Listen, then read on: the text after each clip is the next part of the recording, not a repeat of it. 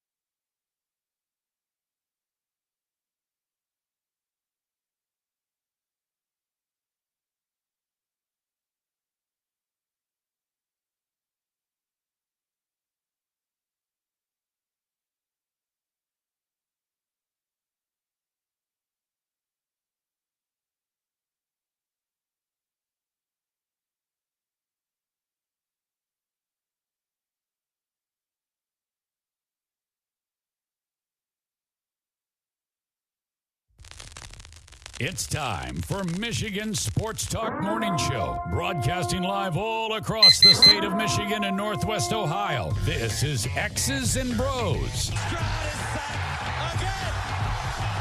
Oh, John, go! Swings it out to Sadiq Bey. Gets Benny to the corner. To Abdul-Rahman at midcourt. Extra pass. And it goes for the win. The three-pointer by Jordan Poole. Here's the give. Walker! Kenny Walker! Touchdown! Smarty! Goff's got it. Back, looks, throws, ends up. Yes! Caught! Touchdown to Troy Myers! They did it! Amon-Ra St. Brown in the receiving end! Sends one to deep left center field. Back it goes, and that ball's out of here! A grand slam from Miguel Cabrera. He's got 2 goals. Larkin in on goal. Scores!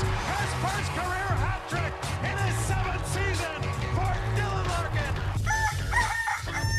Here's your host, Anthony Bellino.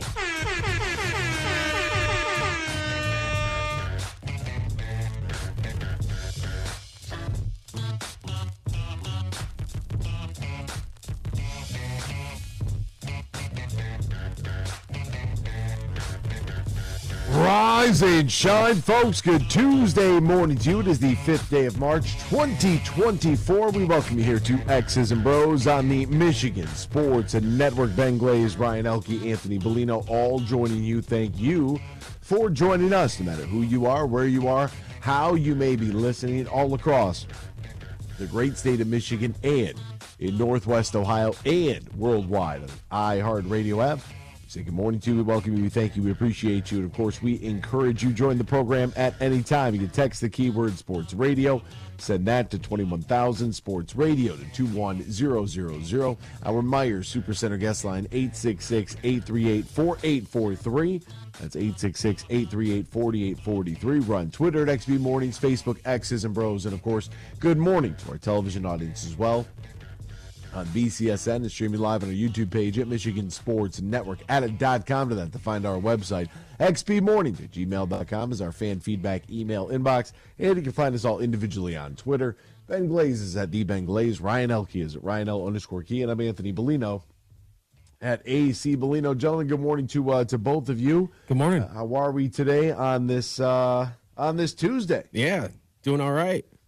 Jeff Risdon will be joining us nice. a little bit later on today at 8:35. We'll do a little combine, little lines with him. More money circulating around Amon-Ra's contract. What does Mike Evans signing with the Tampa Bay Buccaneers mean for Amon-Ra? We'll dive into all of that coming up a little bit later on with Jeff Risdon. You know, there was a comment made by one of our callers yesterday, so I went and dug up some numbers and some research there, and boy, I am excited to get to that coming up at 6:35. So that'll be interesting first thing this morning, and we've got a ton of news in yesterday's from yesterday's sports day that was pretty, outside of like the actual news itself. I mean, the game wise, and Damian Lillard went off for 41 last night, but outside of that, relatively a quiet night, at least on the actual fields. But there, at least there was some news and some other things that were taking place on kind of a strange day, if you will, because I don't know how many people, I don't know how many people are tuned in to Clippers-Bucks last night, but yeah, I mean, it's a good game. It's a good game. A lot of star power in that game, that's for sure. And yeah, well, the Bucks have rallied for their 6th consecutive win, and they did so without Giannis last night. So that's that's pretty good result for a Milwaukee team, and for Damian Lillard for 41. Everybody's on this woe is me for Damian Lillard. He doesn't seem too happy about like actually living in Milwaukee. The teams might be okay, but he doesn't. He goes to work and comes home and either plays video games or he's a big boxing fan, so he looks up old fights, and that's about all he does. I mean, that seems pretty. I would go do that for that amount of money. I don't really think it's that hard. In fact, you know what? I do that right now. It's really not that hard, Damian. We're about the same age, and I'm making way less money than you are. So, and it wouldn't matter if you ship me to Milwaukee, Portland.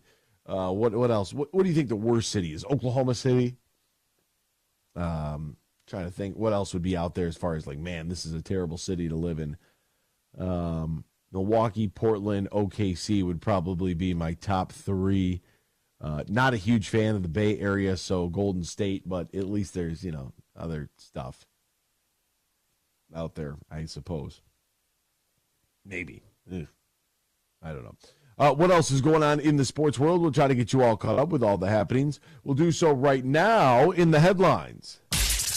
Big news. I have a little news flash. Let's check the headlines. Nah, it's real news for once. The biggest stories in the local, regional, and national news. This is huge news. All right, huge news this morning is what's taking place in the NFL right now. The Denver Broncos, more on this coming up as well. But the Denver Broncos are going to cut Russell Wilson and take on $85 million in dead money. The Eagles offensive lineman and center Jason Kelce officially announces his retirement after 13 seasons in the NFL. More than likely a first ballot Hall of Famer, Jason Kelce. Dak Prescott is confident on his contract resolution with the Cowboys. So Dak is entering the final year as the quarterback here. No resolution. He's optimistic. I'm definitely confident, he said. Obviously, it helps the team. It's important for the numbers. That's that is a process. Both sides understand that. Everything's great. It'll happen. Prescott is set to count for almost $60 million against the cap in 2024.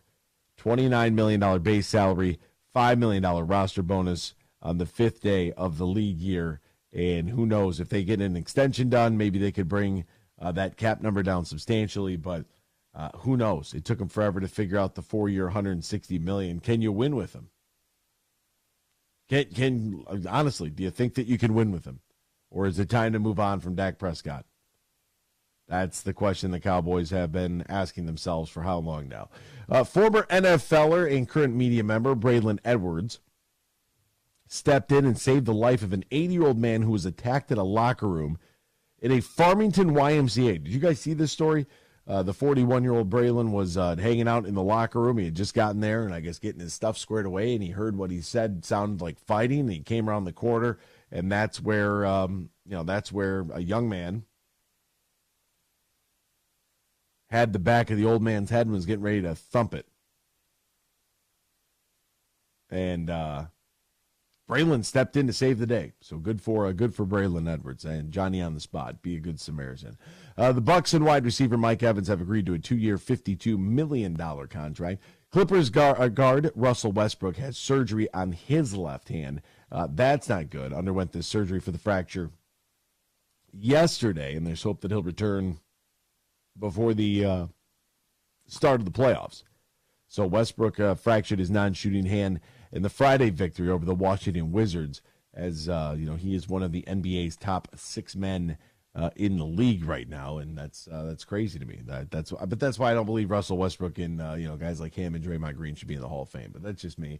Hall of really good, sure, but Hall of Fame, no. Anthony Edwards misses the opening tip-off, saying he, quote, lost track of time. How do you lose track of time? Now, they won 119 to 114. But if I'm Adam Silver, I'm picking up the phone. The guy's literally sitting there. You're waiting to check in as they're doing the opening tip-off. Like, what do you mean you lost track of time? You're watching it take place. What, are you high? If you would have told me that you were under the influence and you had no idea what was going on out there, sure. But to sit there on the sidelines and act like you don't know what's going on out there, I've got questions. The Bucks have extended the win streak despite missing Giannis, as I mentioned. A left Achilles tendonitis. They won 113 to 106 over the LA Clippers yesterday. Toronto Raptors guard Scotty Barnes undergoes left hand surgery himself, so both him and Russell both hurt their hands. That's not good, and both have to have surgery. Over 10,000 players have opted into the EA Sports College Football 25. Why wouldn't you? I mean, you get $600 in a copy of the game. Some people are already complaining that it's not enough money. I don't think they should get any money for it, but whatever. And Houston tops the AP top 25 men's poll. Kansas falls out of the top 10. UConn is 2. Purdue is 3. We'll step aside. Back with more X's and Bros after this. Michigan Sports Network. Huge here for the Michigan High School Athletic Association. You can stay up to date on the latest from Lansing 24/7 at MHSAA.com, at MHSAA on Twitter, and MHSAA on Facebook. The latest news, press releases, and stories connected to every high school in the state of Michigan, available for you 24/7 from the Michigan High School Athletic Association. Log on to MHSAA.com, at MHSAA on Twitter, and MHSAA on Facebook. And if you're looking for archive boys and girls high school sports, MHSAA.TV. That's MHSAA.TV. 24/7, everything you need to know about high school sports in Michigan. Log on to MHSAA.com. Tracy, over to you for weather. The sun must be shining, Dave, because the 7 for 7 sale is back at Meijer. Mix or match hundreds of items like extra large avocados, Kraft macaroni and cheese, and Dannon Greek yogurt. Pick any 7 for just $7. There's a strong chance of saving with the same quality Meijer deals in-store or online. Back to you, Dave. Sounds great, Tracy. Deals so good, you've just got to talk about them. Meijer. Exclusions apply. See all the deals in the Meijer app. Roast Umber is a farm direct coffee sourced from Central American farmers and roasted in Grand Rapids. And also the Nitro Cold Brew Coffee is a convenient and healthy option for energy with no sugar additives. Look for it at your local retailer or at roastumber.com.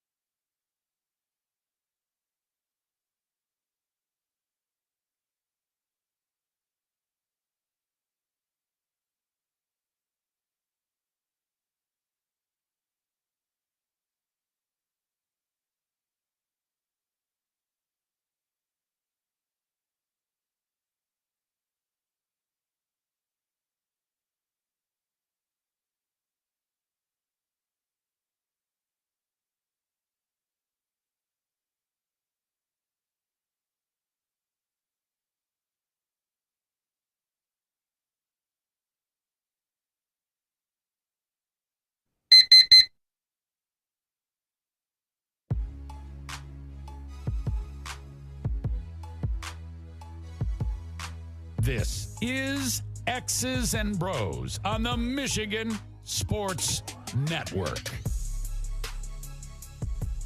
Welcome back here to X's and Bros, Michigan Sports Network. One big thing we didn't get to there in the headlines that I definitely want to, we definitely got to address is this news right here. Derek Lalone taking the podium yesterday during his media availability.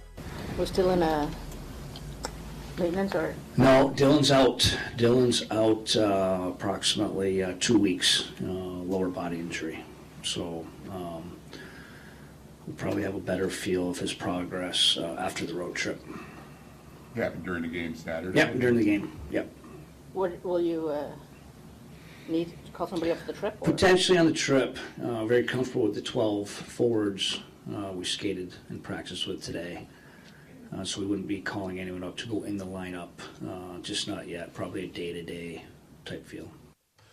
Dylan Larkin, the captain, happened at 9:57 when he was tied up in a little bit of a wrestling match during that third period against the Panthers over the weekend. And, you know, I was surprised that nobody asked, like, well, what happened? What happened to him? Because, you know, you go back and you look, and I have no idea. Lower body injury, like, I'm not sure. Are they covering up something else by saying lower body? You know how hockey is.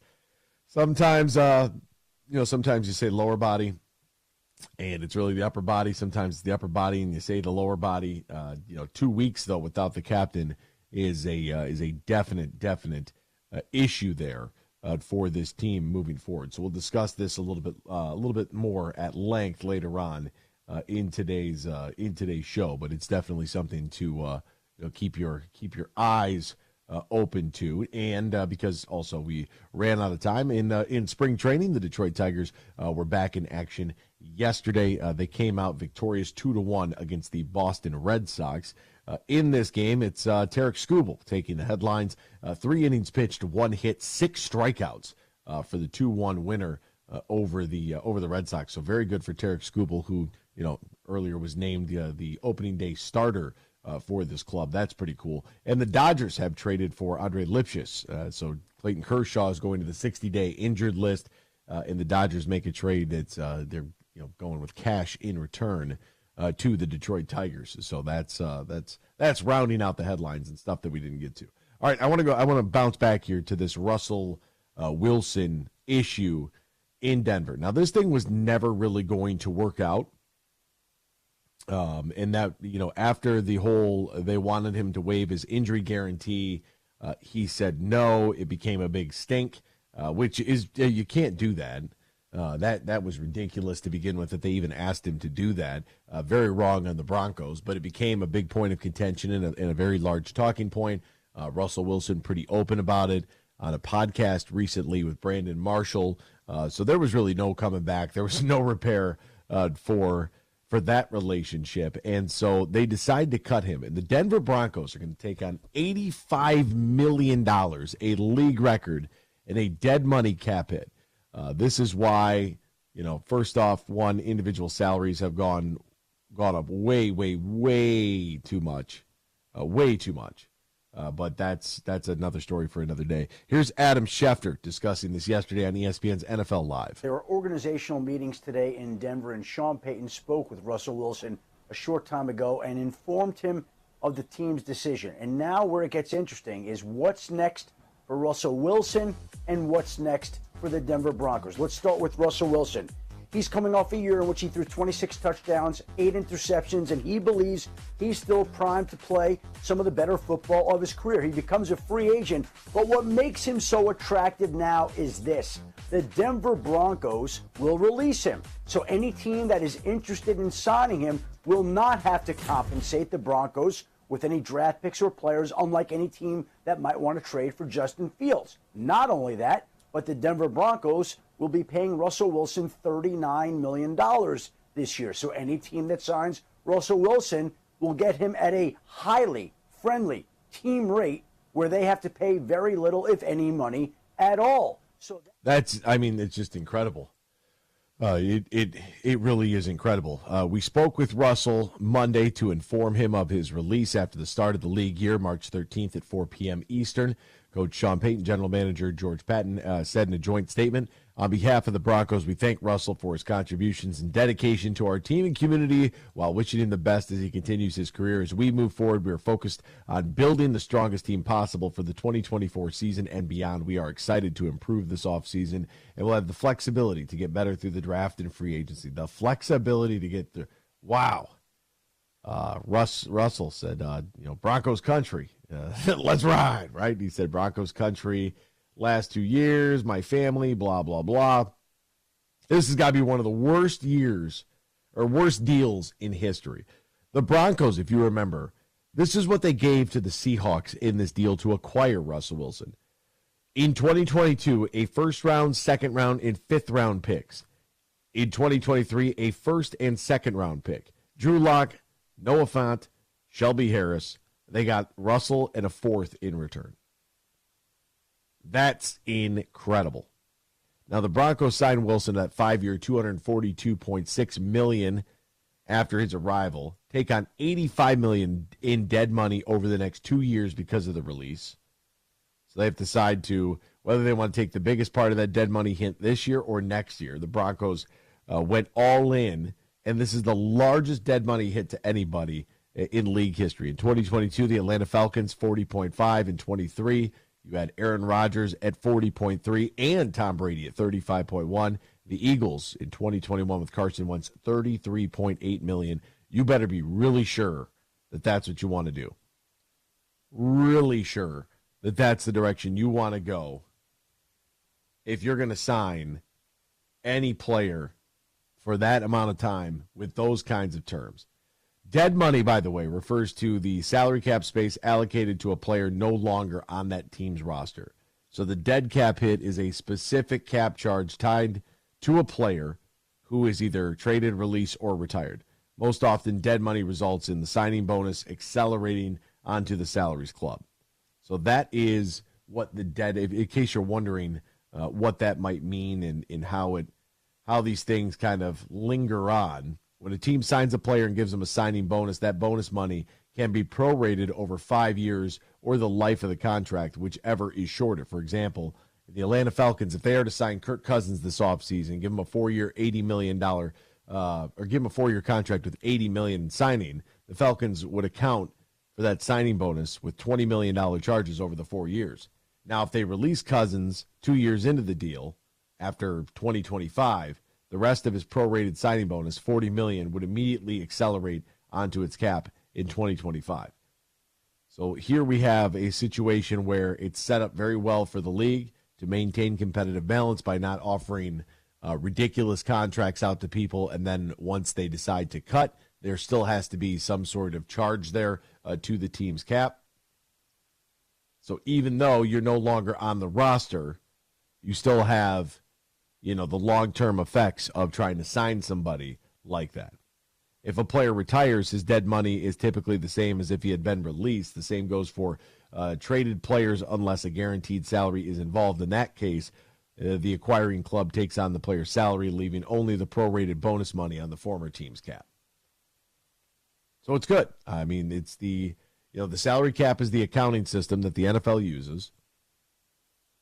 You could always move money around, but every dollar paid out must be allocated sooner or later. And you could try to manipulate it the best you can and try to create some space the best you can, save money here, bail on a guy there. But this is why the league is set up the way that it is. It's set up brilliantly. It makes total and perfect sense for why the league does things the way that they do. And this is just that it's one of those warning signs, right? Do not try. And I guess you could try, and teams do. But if you're going to commit to a guy, especially at that position, especially at that amount of money, you better be really, really sure that's your guy. And that's part of, you can take this conversation that we're having here and apply it to Jared Goff in the Detroit Lions. What that money looks like, what the terms of this extension may look like. Now, he's still under contract for 2024. I probably I don't know. I'm still undecided, and I guess I have time to be undecided on that one. We're going to step aside. When we return, a caller yesterday made a very inflammatory comment at the end of the show talking about drafting a quarterback. So let's dive into that next here on X's and Bros on the Michigan Sports Network. Bill Simonson here for my good friend Josh Garvey. Now, he's a managing shareholder at Dorn Mayhew's Grand Rapids office. Their world headquarters are in Troy, Michigan, on the east side of the state, and they have locations all around the world. They have over 550 motivated accounting professionals, 90 years in business, and I mentioned the 10 offices worldwide. So if you want to connect and partner with one of the top CPA, accounting, and business firms in the world, they're right here in Michigan. Dorn Mayhew's Troy office on the east side of the state, and Josh Garvey is a managing shareholder for their Dorn Mayhew GR office. Right there by the S-curve, you'll see the new Dorn Mayhew sign. You can find out more. Just Google Dorn Mayhew. That's DOERENMAYHEW or Dorn.com. They're one of America's and the world's top CPA, accounting, and business firms. They're Dorn Mayhew. Leonard Skinner, ZZ Top, Friday, August 9th at Soaring Eagle Casino, the Sharp Dress Simple Man Tour. Leonard Skinner and ZZ Top. Tickets start at $38 and are on sale now at the box office and etix.com. Part of the Soaring Eagle Summer Outdoor Concert Series, Leonard Skinner and ZZ Top. Friday, August 9th at Soaring Eagle Casino and Resort. Roast Umber is a farm-direct coffee sourced from Central American farmers and roasted in Grand Rapids. And also the Nitro Cold Brew Coffee is a convenient and healthy option for energy with no sugar additives. Look for it at your local retailer or at roastumber.com.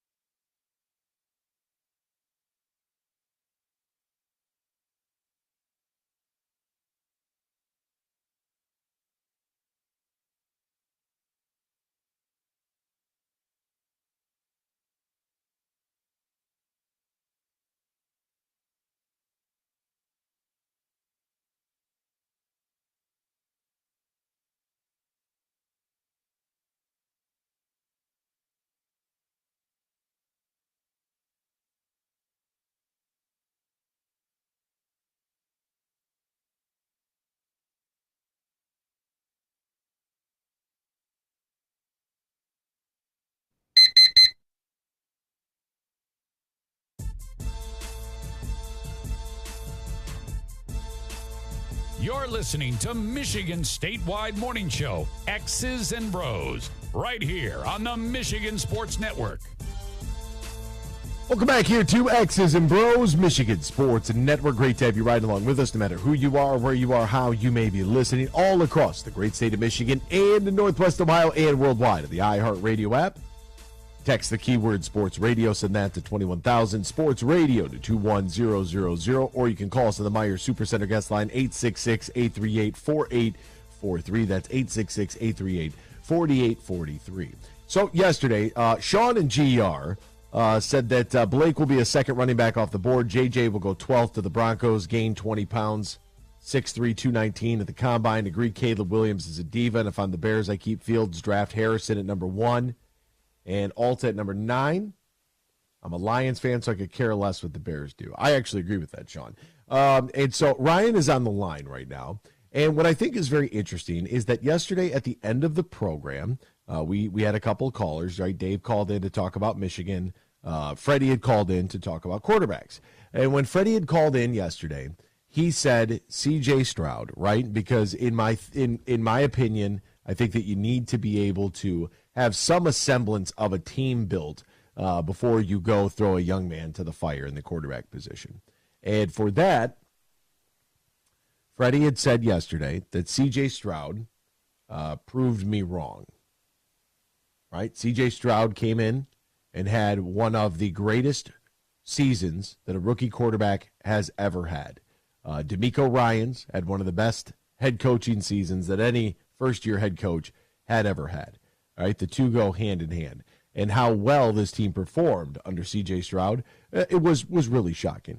Good morning, Ryan. And so as I was thinking about that comment there, we just didn't have enough time yesterday to get into it. And so what I wanted to do is make sure that we gave ourselves ample time this morning in order to do this. So what I first need to know is, how do you define, right? And this could be a little bit different for everybody out there. So if you're driving around, you're getting ready today, I want you to really put your thinking cap on. How do you define what is a bust versus what is a legitimate quarterback tenure in the NFL?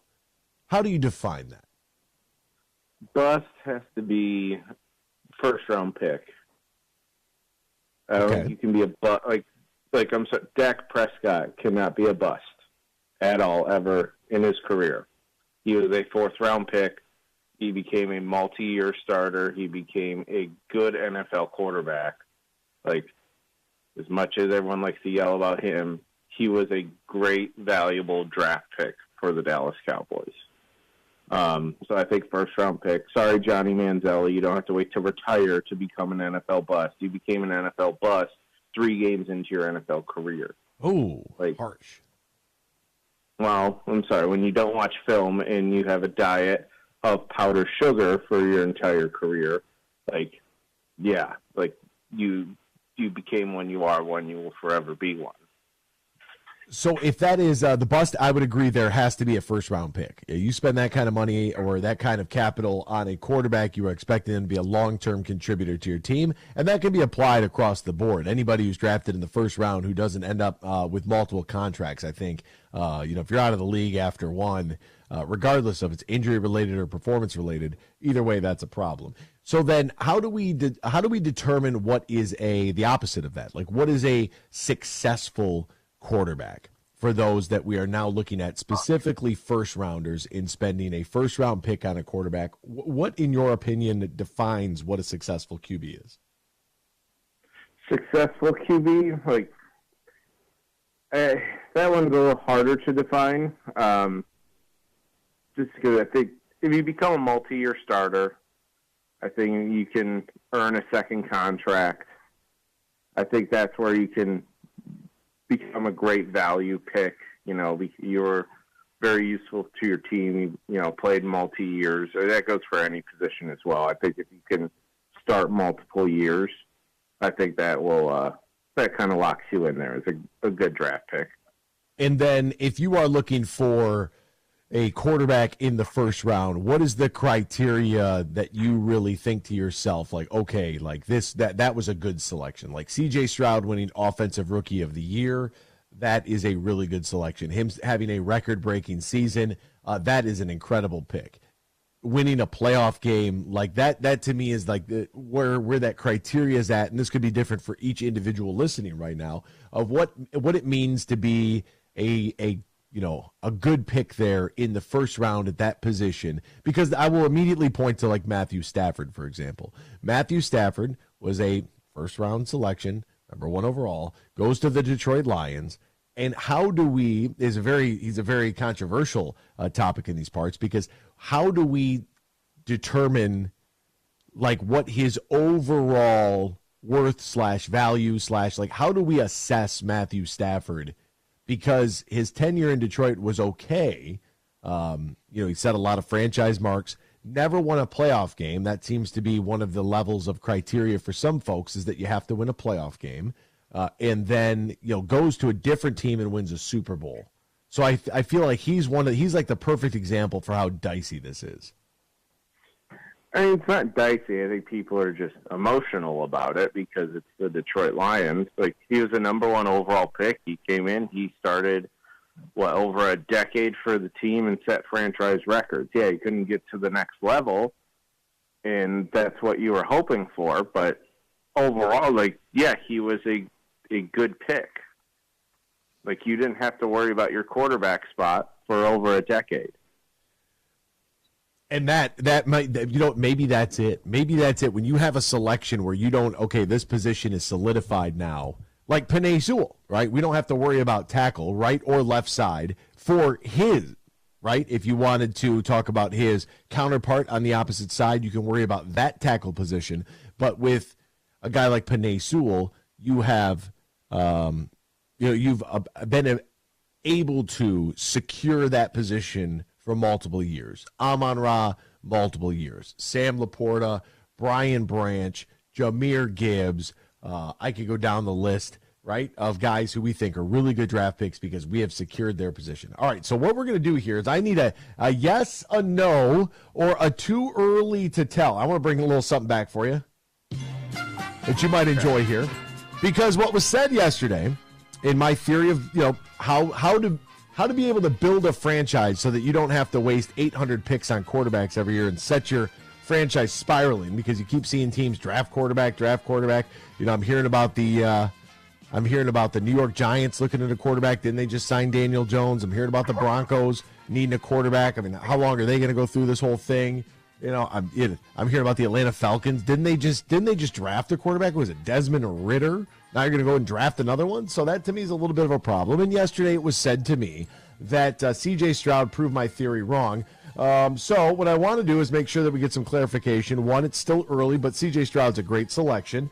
Let's go with the guy who was picked ahead of him, right? Because if C.J. Stroud proves my theory wrong, I would say that Bryce Young proves my theory right, but I feel like it's too young. So would Bryce Young, how do we evaluate this? Is he getting a yes from you, a no from you, or too early to tell, Ryan? Is the question if they are a bust? Is that the question? Yeah, we'll go with that. I'm going to say too early to tell, just because that Carolina franchise overall, from owner to, whatever you can think of, it's just abysmal. So it's leaning yes, just because I think his success will come with another team, which means in Carolina's stance, yes, he would be a bust, but as of now, too early to tell. Too early to tell. C.J. Stroud, we all of us across the board will say, yes, that's a great pick. Anthony Richardson of the Colts. He was drafted in the first round. He was the third quarterback selected, number 4 overall. Too early to tell. Too early to tell. I would assume that would be the case. And those are the only 3 first-round quarterbacks taken in last year's draft. The prior year, in 2022, Kenny Pickett was your only first-round quarterback. Taking him, not taking him, too early to tell. Bust. Now he's getting in the no column, baby. That's where I put him at, too. The prior year, in 2021, we had Trevor Lawrence, which I think we would all agree that that's a franchise quarterback, yes? Yep. Zach Wilson. Bust. Oh, yeah. Trey Lance. Bust. He's already off the team. He's already off the team, baby. Justin Fields. I will say at the moment, too early to tell. I like that one a lot. Okay, I'm on the same path there. Mac Jones. Who? Mac Jones. Bust. Bust. Wow. So that means in that draft, in that one particular draft class, we had 3 busts, 1 keeper, and 1 guy that we're still not sure on. That's pretty crazy. By the way, in 2022, I do want to highlight Kenny Pickett went in the first round. Desmond Ridder in the second round. Malik Willis, who was told by one of our friends that he should have been drafted by the Lions, he was taken in the third round, and he was at, 86th overall or something like that. All right, let's get into the 2020 draft. This is a really good one for quarterbacks. Joe Burrow. Franchise quarterback. Went to a Super Bowl. Tua Tagovailoa. As much as people like to hate on him, franchise quarterback. I'll give him the yes column as well. Justin Herbert. Franchise quarterback. Boom. And Jordan Love. Jordan Love, I'm going to say franchise quarterback. Okay. I was thinking the same thing. So you're 100% fine there. Remember, Jalen Hurts went in the second round then. Let's go to 2019 then, because 2020 was a really good quarterback class. They talk about great classes. We're talking about 4 for 4 first rounders in quarterbacks. Plus, you had a second rounder in Jalen Hurts. In a seventh round, you had a guy by the name of Ben DiNucci, right? DiNucci, your boy, running around. So 2020 was really good. And what does that mean for 2019? Not very good. Kyler Murray. Kyler Murray, I'm going to say, I don't know, because he's still with Arizona. He still signed a long-term deal. Mm-hmm. People want to put a bust tag on him, but I'm feeling it could be the organization. I might just say a little too early to tell, though, just because Arizona's holding on to him and wanting to commit to him. And he's had some good seasons with injuries. So I might say too early to tell. Okay. All right. That's fair. It's 2019. It's only 2024 right now. It's not like the guy's been in the league for a decade. So I'll throw the hash mark in there for too early. How about Danny Dimes, Daniel Jones? I think with the Kyler Murray situation, it's a team that has committed to him, that they feel like they can build and win around him, whether or not they are fully committed to that idea. Because I don't want to label a bust on him yet, because it's not like the team has moved on from him and say, we are completely done with this guy. I mean, I don't want to call a franchise, what do you call a franchise quarterback? Like, they're average to above average quarterbacks. Who play for your franchise for a long time. Right. It's something their franchise feels like, hey, this isn't our number one need. Our number one need isn't quarterback right now. And maybe philosophy. I was going to say maybe something to think about is early on in their career, because we think that with quarterbacks and the longevity, the way that the rules are set up, you should probably play for a decade, right? Is a team trying to move on from you? And maybe that's another piece of criteria or something to factor in. Arizona and the Giants, they don't know if they want to move on from them. So we'll throw it too early on Danny Dimes. Right, because it's one of those things. They know they could get a lot worse before they get a lot better at quarterback, so they're comfortable with Murray and Jones rather than, whoever the next QB could be. Dwayne Haskins, rest in peace. Rest in peace. Unfortunately, we have to label that one. But yeah. By the way, Gardner Minshew was taken in the 6th round of that year in 2019. To the 2018 class, Baker Mayfield. Baker Mayfield, I'm not going to put a bust. I'm going to put a Browns label on him. So he's had success once he's gotten away from Cleveland, the team that originally drafted him as a 1-1. Success with Cleveland. Success with Cleveland. But it was. Then he got hurt, and the Browns fans turned Browns fans. Said, we got to get rid of him because he can't throw the ball 10 yards. Like, well, he can't throw it because the organization asked him to keep playing with a shoulder injury on his throwing arm. So we would label him a franchise quarterback? We'll label him just a Browns quarterback. All right. He's in his own category. I'll give the benefit of the doubt to the hash mark there. Sam Darnold. Sam Darnold. Out. Not a bust, but not a franchise quarterback. He's kind of that middling tier because became a nice journeyman starter.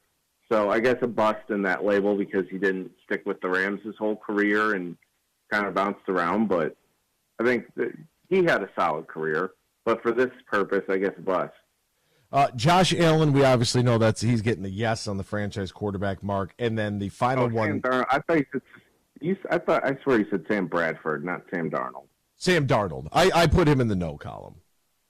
Yeah, Sam Darnold. No, I thought you said Sam Bradford for some reason. I thought we were going to the Wayback Machine. I was like, oh, trust me, I got this all the way through the '80s for this purpose, for this exercise.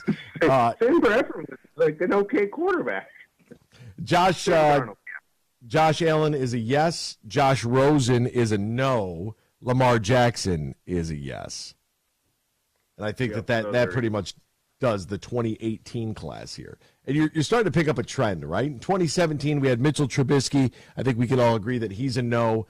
Patrick Mahomes, obviously a yes. Deshaun Watson is a real sticky situation. It didn't work out. And I think that part of my criteria is that if you were drafted in the first round at the quarterback position for a franchise, if you don't play with that team, that's a huge issue for me. I look at this one with Deshaun Watson, the fact that Houston moved on from him. I think if a team has to move on from you, I think that is a definite scar, at least for me personally. When I look at this, I'm drafting you to be my franchise's quarterback for at least a decade.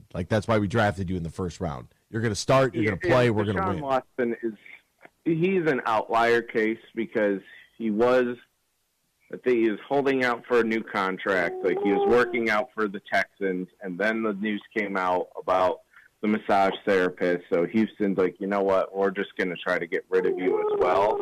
So is he a bust? No, but the Texans had to do what they had to do. They spent a first rounder and they had to move on from him. In 2016, we had Jared Goff, who I think we can all say yes. I mean, he got his first team to a Super Bowl. Oh, the little one's getting wild over there. Jared Goff got his first team to a Super Bowl. He was traded. He's one of the really interesting cases, if you will, in NFL history. Carson Wentz, who was drafted number 2 that year, the second quarterback off the board, second player off the board, I think is another really interesting case here where we have a guy that was drafted. They put a lot into him, had some success early. They moved on from him, and now he's already out of the league. So I'm going to throw Carson Wentz in the no, and Paxton Lynch was your last first rounder. He was a no as well. The year prior to 2015, Jameis Winston and Marcus Mariota. They can both get a no from me. I know that Jameis has traveled around and bounced around a little bit, but you're selected at 1-1 for the Buccaneers. You're supposed to be their starter for a decade. You did not complete the task at hand, so that's that. Blake Bortles in 2014, that's a no. Johnny Football, that's a no. Teddy Bridgewater, I'd also say that is a no because he didn't finish out his career with the Minnesota Vikings, obviously often injured, and that kind of derailed everything. And then back to 2013 is E.J. Manuel, your only first-round selection. We'll step aside. We'll come back to the conclusion of this exercise next year on X's and Bros on the Michigan Sports Network. Hey, Michigan, let's go big. I'm Herman Moore, Lions All-Pro wide receiver, and I'm talking real big-time winning on the hottest slots and table games on one incredible app, Eagle Casino and Sports. Sign up now and get up to $1,500. That's right. We'll match your deposit for up to $1,500, and you'll get 100 free spins. Eagle Casino and Sports. Made in Michigan, made for Michigan. Must be 21 or older and in Michigan to play. Fish on!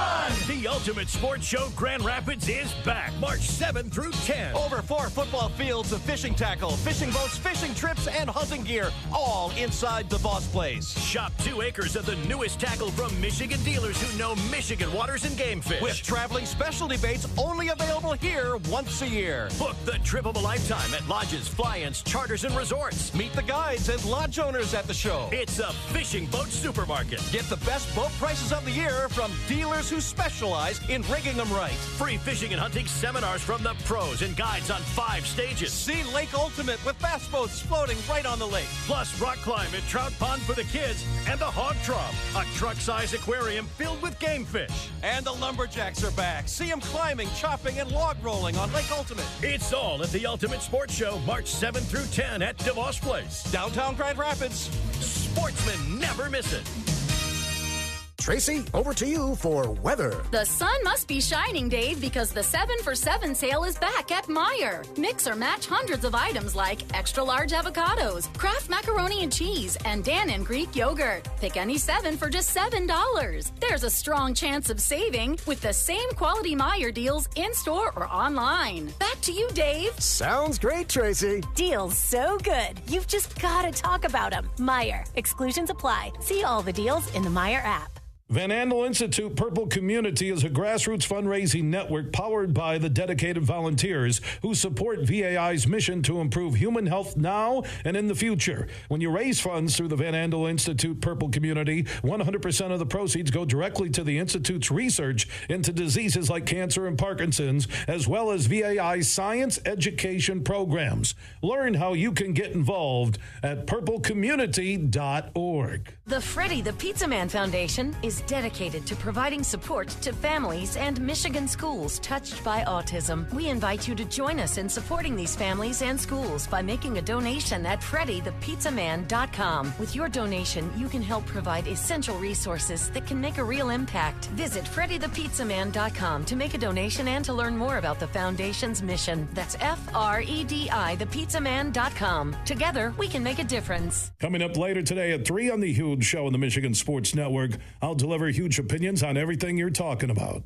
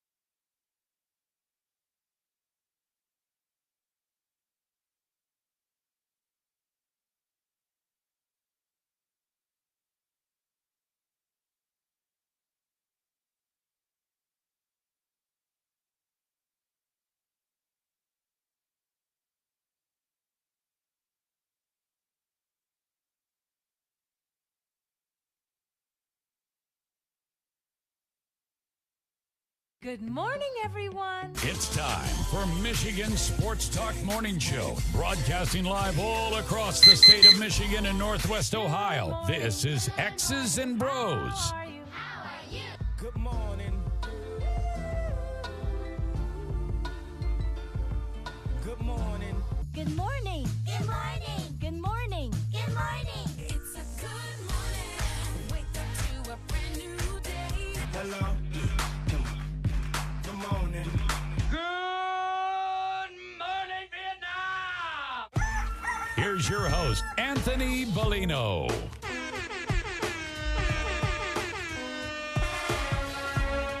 Rise and shine, folks. Welcome back here, X's and Bros, Michigan Sports Network. So great to have you ride along with us, no matter who you are, where you are, how you may be listening, all across the great state of Michigan and in Northwest Ohio and worldwide on the iHeartRadio app.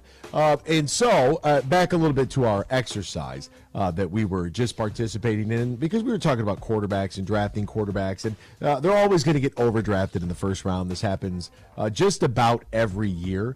And I thought with the exercise here, the reason I had Ryan, call in is because I knew that he would be a little bit more lenient than I would be, right? Because I think that when you draft a quarterback, if he doesn't finish out the job with your team, take a Baker Mayfield, for example. We threw him in the yes column. However, he was drafted by the Browns.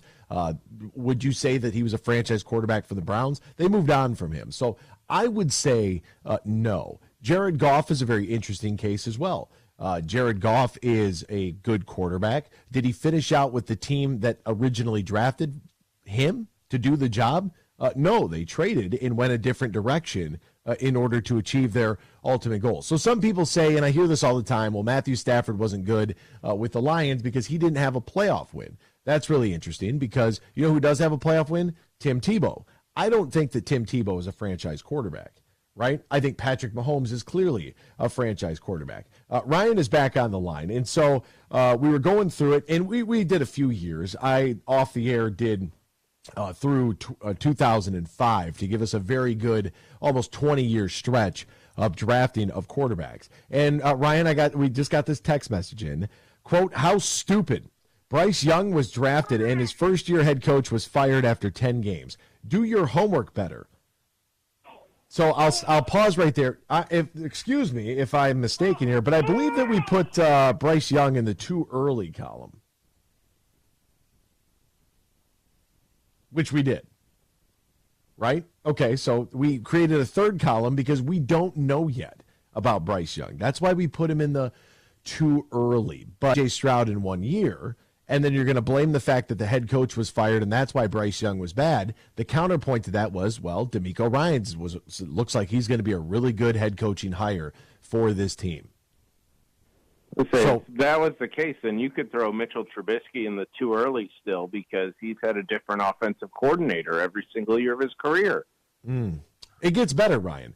The next line, after the do your homework better, you bring up Richardson, who was out for the year. Now, apparently, this texter was not listening to the entire conversation because that's why we built a third column. And where do we put Anthony Richardson? Because it's 1 year, and we're giving him the benefit of the doubt, saying that it's too early for him as well. You bring up Justin Fields. Did you bring up he had multiple GMs, multiple head coaches, multiple offensive coordinators? Did we not stick Justin Fields in the too early column as well? You know, so I'm looking at all of this, and I'm looking at some of the comments and the feedback. Malik Willis wasn't drafted by the current GM. So if you bring up something, tell the whole story, not just for headlines and clicks. I don't deal in the internet for the clicks, right? You can I deal on the Twitterverse, but not on the actual internet where clicks are what actually pays me. All right, I'm not paid by clicks, so that part doesn't apply to me. But I think we all know the writing on the wall from Malik Willis, but that's totally fine. You might want to stick to college basketball talk. Yawn for the host. No Detroit Lions or bust. Okudah wasn't given a fair shot. I never said that Okudah wasn't given a fair shot. Jeff Okudah absolutely, in my opinion, is a bust. I hope that it would work out well for him here. A lot of people thought that because he was an Ohio State Buckeye that I didn't approve of him or his play. You drafted a corner at third. That was where a GM is drafting for what he believed and thought was a position of need, and that is why that guy is not a general manager anymore. However, that is who the Lions decided to go with, so I'm willing to give the benefit of the doubt. And as I've said multiple times, I don't care where you play your college football at. It doesn't hurt my feelings that Taylor Decker, Jonah Jackson, and Jeff Okudah were all Ohio State Buckeyes. I don't care that Jahmyr Gibbs went to Alabama or that Aiden Hutchinson went to Michigan. None of it matters to me. What matters to me is that you play well and you perform with the team that you are drafted by, which in this case, my vested interest is in the Detroit Lions. Goff went to another team, but he's not a bust. Let's move the goalposts for certain players. Thankfully, you didn't run the Rams. Hey, go ask John Dorsey why he took Mahomes when they had Alex Smith. I mean, Jared Goff, why did he take Baker number 1, who then got screwed because he got hurt and pushed out, right? So that is all fine and dandy. If C.J. Stroud walks out of the house tomorrow and gets hit by a bus and his career comes to an unfortunate end, his arm literally falls off. He wakes out of bed and his arm falls off. He had one good year and was drafted at number 2 overall. I'm sorry about your luck, but that is not what you were drafted number 2 overall for. There is a massive financial commitment to the first-round pick. And not only the financial commitment, the fact that you are going to draft that position, you're going to draft that position. Now, what Houston did was interesting because then they moved up and added Will Anderson, right? And he had an all-time rookie season, right? So the point of this is make a fourth column stupid. That comes from Freddie. And that's totally fine because most people don't like to deal in factual information. So even though I know that Ryan is a lot more lenient with some of these guys than I personally would be, like a Baker Mayfield, he was drafted by the Browns, did not complete the mission with the Browns. So therefore, he to me is not the franchise quarterback, right? I think that Alex Smith is an interesting case in San Francisco. You know who is a franchise quarterback from that 05 class? Aaron Rodgers. You know who's not? Jason Campbell. Right? And this is incredible. You print all this out and you start to look at it. Like Joey Harrington for the Lions. He was drafted in the first round in 02. David Carr went in front of him. Either one of those guys franchise quarterbacks? Nope. How about Patrick Ramsey? No. That is an offer in the 2002 class in the first round. So even though like Kyler Murray is a no for me, but, I put him in the hash column because I needed to have Ryan as a secondary voice here because, Ryan's could maybe, quote-unquote, talk some sense into me, right? Even with the a little bit more lenient Ryan than I, 19 first-round selections we said yes to as franchise quarterbacks. 5 first-round selections, we said this is too early to tell. The jury is still out. That's where we find Justin Fields, Anthony Richardson, Bryce Young, even Kyler Murray, right? In the too early column. In 32 different quarterbacks selected in the first round, we said no to. And that goes all the way back to 2005. So some of this I had to do on the break during the fact that we had to hit the commercial break. So we went all the way back to 2005. 56 quarterbacks have been taken in the first round. 50% of them we said no. 57% we said no to. 9.6% we said it's too early. And 34% we said, yeah, that guy could be a franchise quarterback, even though a guy like Baker Mayfield found himself in that category. For Ryan, for me personally, I would say no. I left him in there anyways, just because it will inflate the number. The point behind all of this is, this exercise, if you will, is that when you bring up the actual numbers behind it and the purpose and the point behind it, right? Why did Brad Holmes not immediately move on from Jared Goff?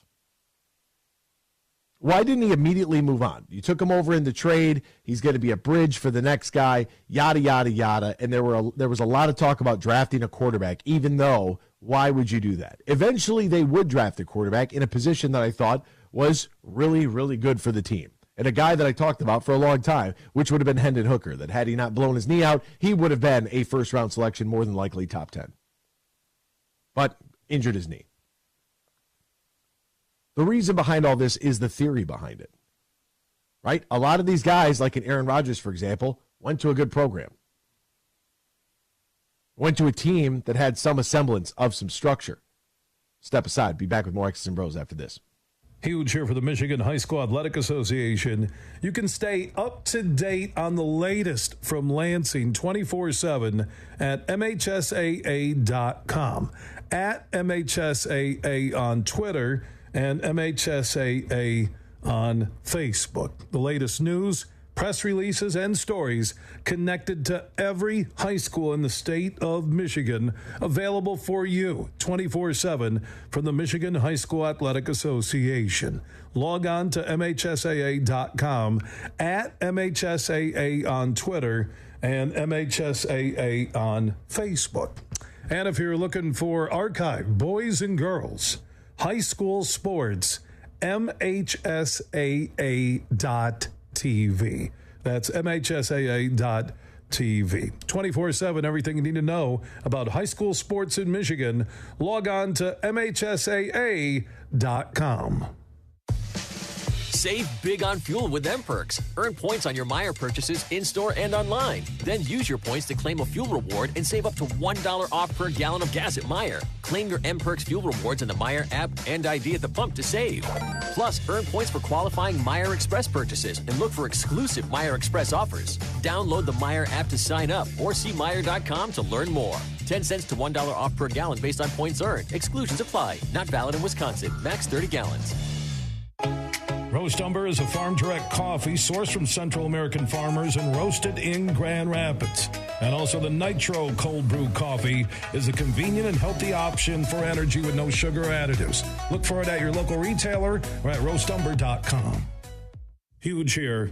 AB's doing a heck of a job, and I'm ready to drop some huge opinions about what he's talking about later today at 3 on the Michigan Sports Network.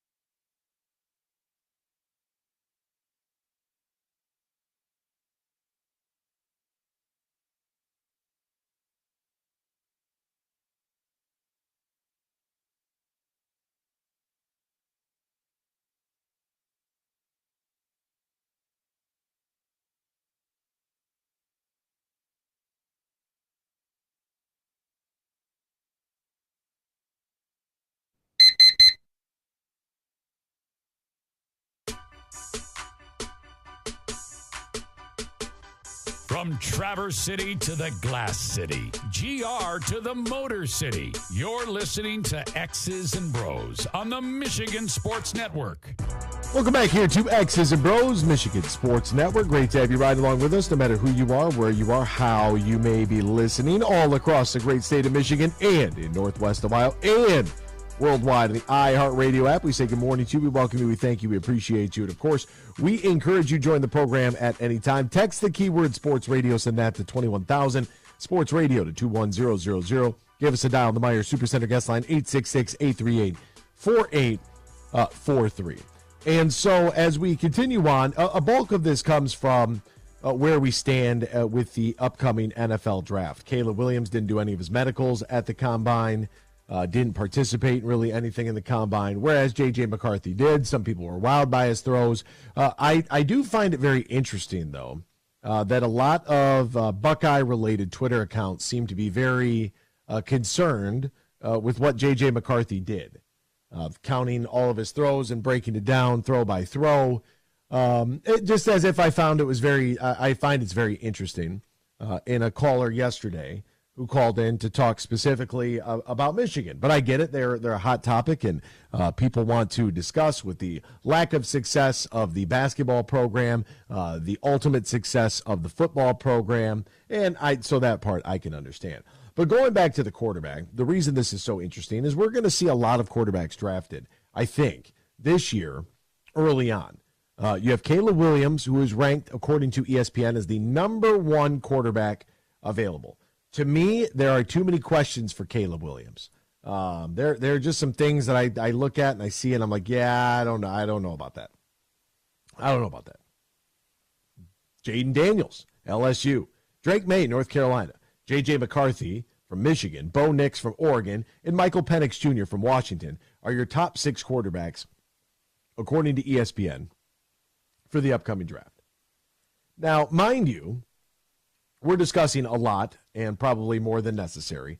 It looks like C.J. Stroud might be the new Zach Wilson for this program. The only difference is I actually like C.J. Stroud. C.J. Stroud had a record-setting year. 4,100 yards, 23 touchdowns, only 5 interceptions, and did so when he was sacked 11 times in the first 2 weeks of the season, and then went through a stretch where he was sacked 16 times in 4 games. Like pretty aggressive. They were getting after him. He had a good quarterback rating. His QBR was a 57, but his quarterback rating was 100.8. And C.J. Stroud had some really awesome performances. He went out like for a month and threw for 470, 356, 336, 304. Pretty big days. Then he went 10 for 23 against the New York Jets for 91 yards. Right? So although I believe that C.J. Stroud is an easy check mark into the yes column for a franchise quarterback, it's probably still too early to tell for him as well, in all fairness. But for the sake of our exercise, I just put him in the yes column because it would help the cause of the yes column, right? And a lot of times, people are very quick to jump to conclusions, right? When a lot of times, especially in the NFL and especially at this position, it's going to take a long time to paint the picture of what actually happens for the quarterback. Right? Baker Mayfield in Tampa Bay, is he better than Baker Mayfield in Cleveland? And the story that surrounds that, the circumstance that surrounds that. Jared Goff. Jared Goff got to a Super Bowl in L.A. They moved on from Jared Goff. They won a Super Bowl with Matthew Stafford. Matthew Stafford couldn't win anything in Detroit, went to L.A. and won immediately. So how you go about breaking that down and rationalizing or analyzing all kind of really depends on the story that you want to tell. And so when I get some of these messages here, how stupid, Bryce Young was drafted and his first year head coach was fired after 10 games. When I see a message like that, that's fine if you want to call the segment stupid, or if you want to call me stupid, or if you want to call what we're talking about stupid, that's totally fine. Right? Because the same logic that you applied to why Bryce Young and why we put Bryce Young in the too early to tell. Like, we gave him some room. We gave, it's 1 year. We gave him the benefit of the doubt, right? We did. We put him in the too early to tell category. We did what we thought was fair for Bryce Young, considering the circumstance there. You're blaming the head coach and him getting fired, so then we could easily apply that same logic to why C.J. Stroud was successful. D'Amico Ryans. Right? It's the same principle. Malik Willis, I threw into the conversation just because of where he was actually drafted at, like the actual outcome of that. There was all that chatter. Malik Willis this, Malik Willis that, Desmond Ridder, both went in the third round. Neither one was going to be a first-round quarterback. I don't know why anybody thought that the products of Liberty and Cincinnati were going to go on to be first-round selections and change franchises, but whatever. The point is you are going to miss way more often than you are going to hit. Almost 2-1, especially if we keep going back. Now, I cut it off at 2005, and there are some classes with some awesome quarterback talent, right? There are some just loaded QB classes. Patrick Mahomes, I would say, is the one franchise quarterback out of his entire class. That includes guys like Nathan Peterman, C.J. Beathard, Josh Dobbs, Davis Webb, Deshaun Kaiser, right? But Mitch Trubisky, no, and Deshaun Watson, he had to be traded away. You have a class like 2015, Jameis Winston and Marcus Mariota. 2014, Blake Bortles, Johnny Football, Teddy Bridgewater. Sorry. 2013, E.J. Manuel. I could keep going. 2012, Andrew Luck, Robert Griffin, Ryan Tannehill, Brandon Weeden. Andrew Luck would be your guy, but even his career was cut short, but he's your guy there. 2011, Cam Newton. Yes. Jake Locker. No. Blaine Gabbert. No. Christian Ponder. No. How about the year before? Sam Bradford and Tim Tebow. No. Even though some people like to use playoff wins as a category, like, you got to win a playoff game. Tim Tebow won a playoff game. 2009, Matthew Stafford. Yes. Mark Sanchez, the Sanchez. He won a playoff game early in his career. No. Josh Freeman. No. Matt Ryan and Joe Flacco in 08. Yes to both. Jamarcus Russell and Brady Quinn in 07. No to both. Vince Young and Matt Leinart, along with Jay Cutler in 06. The first two, no. The last one, sure. In 2005, Alex Smith. Interesting case there. Aaron Rodgers, absolutely. Jason Campbell, who? 04 class, loaded. Eli, Phil, Big Ben. Oh, and J.P. Lossman, also a first-round pick. The year before, Carson Palmer, that worked out pretty well, followed by Byron Leftwich, Kyle Bowler, and Rex Grossman. Or how about David Carr, Joey Harrington, and Patrick Ramsey in 02? In 2001, Michael Vick was your 1-1 selection out of Virginia Tech. Drew Brees out of Purdue went to the LA Chargers in round 2. It's pretty crazy. I could keep going if you want me to. I can go all the way back. I printed off all the way back to 1980 if you wanted to, but the numbers are they're only going to get worse. They're only getting worse because the point of the exercise, right, is that you are going to miss more often than you are going to hit on your quarterback. And if you continuously waste first-round picks without building out the rest of your roster, you are going to be in trouble.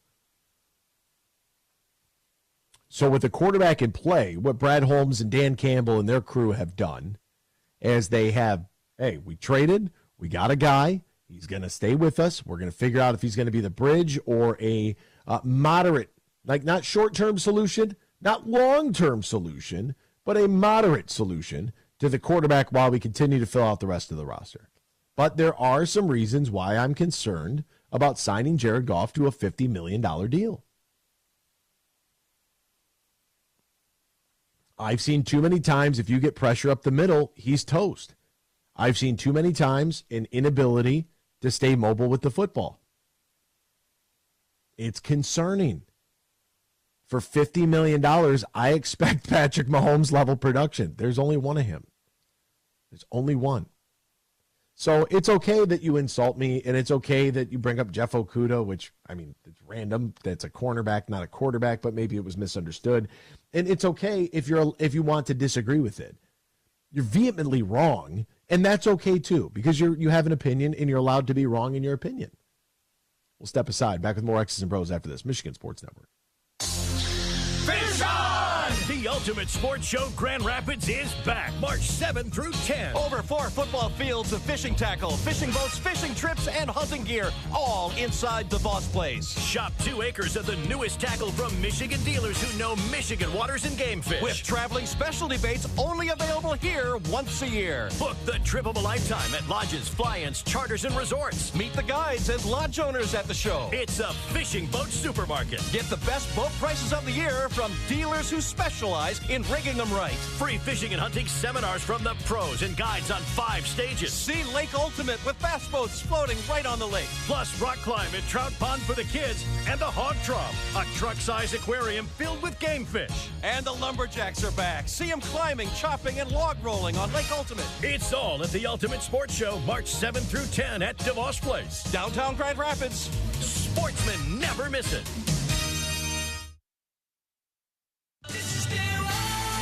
Imagine this, winning big at Soaring Eagle. The food district is now open. There's something for everyone, from Bubba Coos Burritos to Bonanno's New York Pizza Kitchen to Guy Fieri's Chicken and Ike's Lovin' Sandwiches. Savor every delicious flavor at the all-new food district. Only at Soaring Eagle Casino and Resort. Your getaway reimagined. Visit SoaringEagleCasino.com for complete rules and details. Roast Umber is a farm direct coffee sourced from Central American farmers and roasted in Grand Rapids. And also the Nitro Cold Brew Coffee is a convenient and healthy option for energy with no sugar additives. Look for it at your local retailer or at roastumber.com.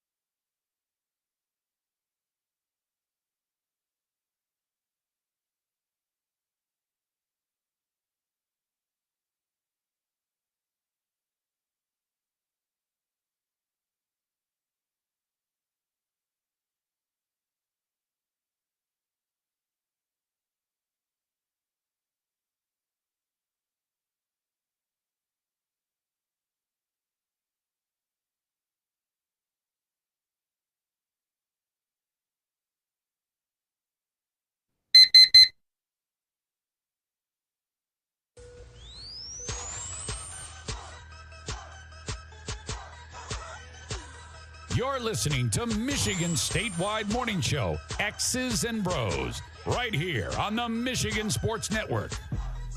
Welcome back here to X's and Bros, Michigan Sports Network, discussing draft philosophy and all kinds of things this morning. Jeff Risdon will join us coming up at 8:35 this morning. We'll dive into a little bit of the Mike Evans deal, what that'll mean for the Lions and moving forward with Amon-Ra St. Brown. Is there a direct effect? Did Mike Evans just set the market for the free agent wide receiver? Or is he an outlier because he's never had a season where he hasn't gone for 1,000 yards? That could be too. We got another text here. No, he's a bust because he doesn't work for the Lions. Let's not forget Quinn left Decker, Jackson, and Decker. So Decker times 2. This team, a playoff team without those 3 or even Ragnow. Yeah, I don't deal in facts. You deal in facts when you can. Okay, so Decker, Jackson, and Ragnow. Right? Taylor Decker, first-round selection. Let's go through it. A'Shawn Robinson in the second round. Graham Glasgow, welcome back. Third round. Pretty solid right there. Miles Killebrew. You might remember Joe Dahl, Antoine Williams, Jake Rudock, Anthony Zettel, Jimmy Landers, Dwayne Washington, or perhaps you remember Jared Davis, still on the team, great special teamer. Tease Tabor, Kenny Galladay, Jalen Reeves-Maben, a.k.a. Germ. Right, good on him. Michael Roberts, had high expectations for him, tight end out of Toledo. Jamal Agnew, still playing ball. Jeremiah Ledbetter, Brad Kaya, Pat O'Connor, Frank Ragnow. Very good selection there. Very good. Kerryon Johnson, baby. Tracy Walker, no longer with the club. Deshaun Hand, you remember Deshaun Hand. Tyrell Crosby, Nick Bawden, TJ Hawkinson, Big Hawk. Jelani Tavai, baby.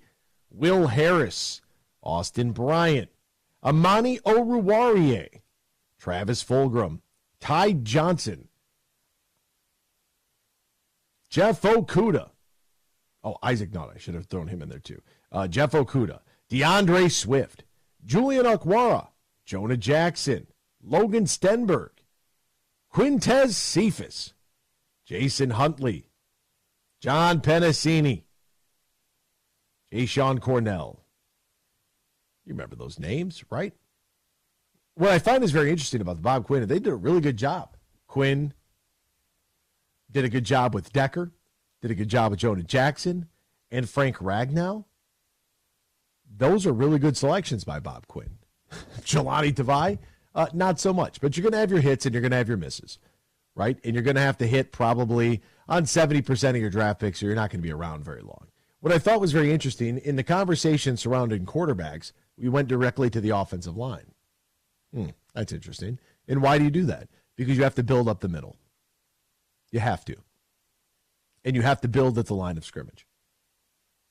So I'm not wrong. Quarterback wins in this league. Not $28 million wide receivers. Sure, quarterbacks can be a part of a winning team in this league. The quarterback has to be able to elevate the stature of those around them. Quarterback has to be able to get rid of the football, do so in a timely, accurate fashion, and be able to elevate the guys on the perimeter.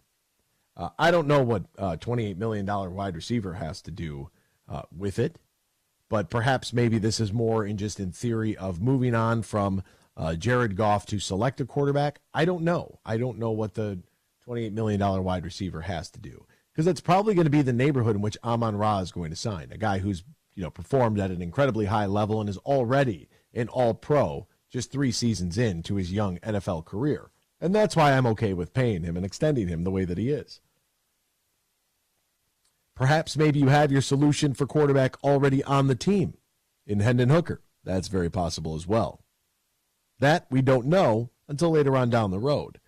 So you can argue this until the cows come home about Bob Quinn, and you could throw Jeff Okudah at me, which was Bob Quinn's selection in the first round. So, you have a good one with Ragnow? Sure. You have a bad one with Jeff Okudah. You hit on Decker. You miss on Oruwariye. You hit on Jonah Jackson. We think often injured Jonah Jackson. Need to see what the deal is there with that. But then you take Tease Tabor and guys like Jelani Tavai. Bob Quinn missed more often than he hit. And so, therefore, we find ourselves in the position that we are in. And I don't want to talk too much about Bob Quinn. There's really no purpose in rehashing the Quinn-Patricia era. I hope that it would work. It did not work out.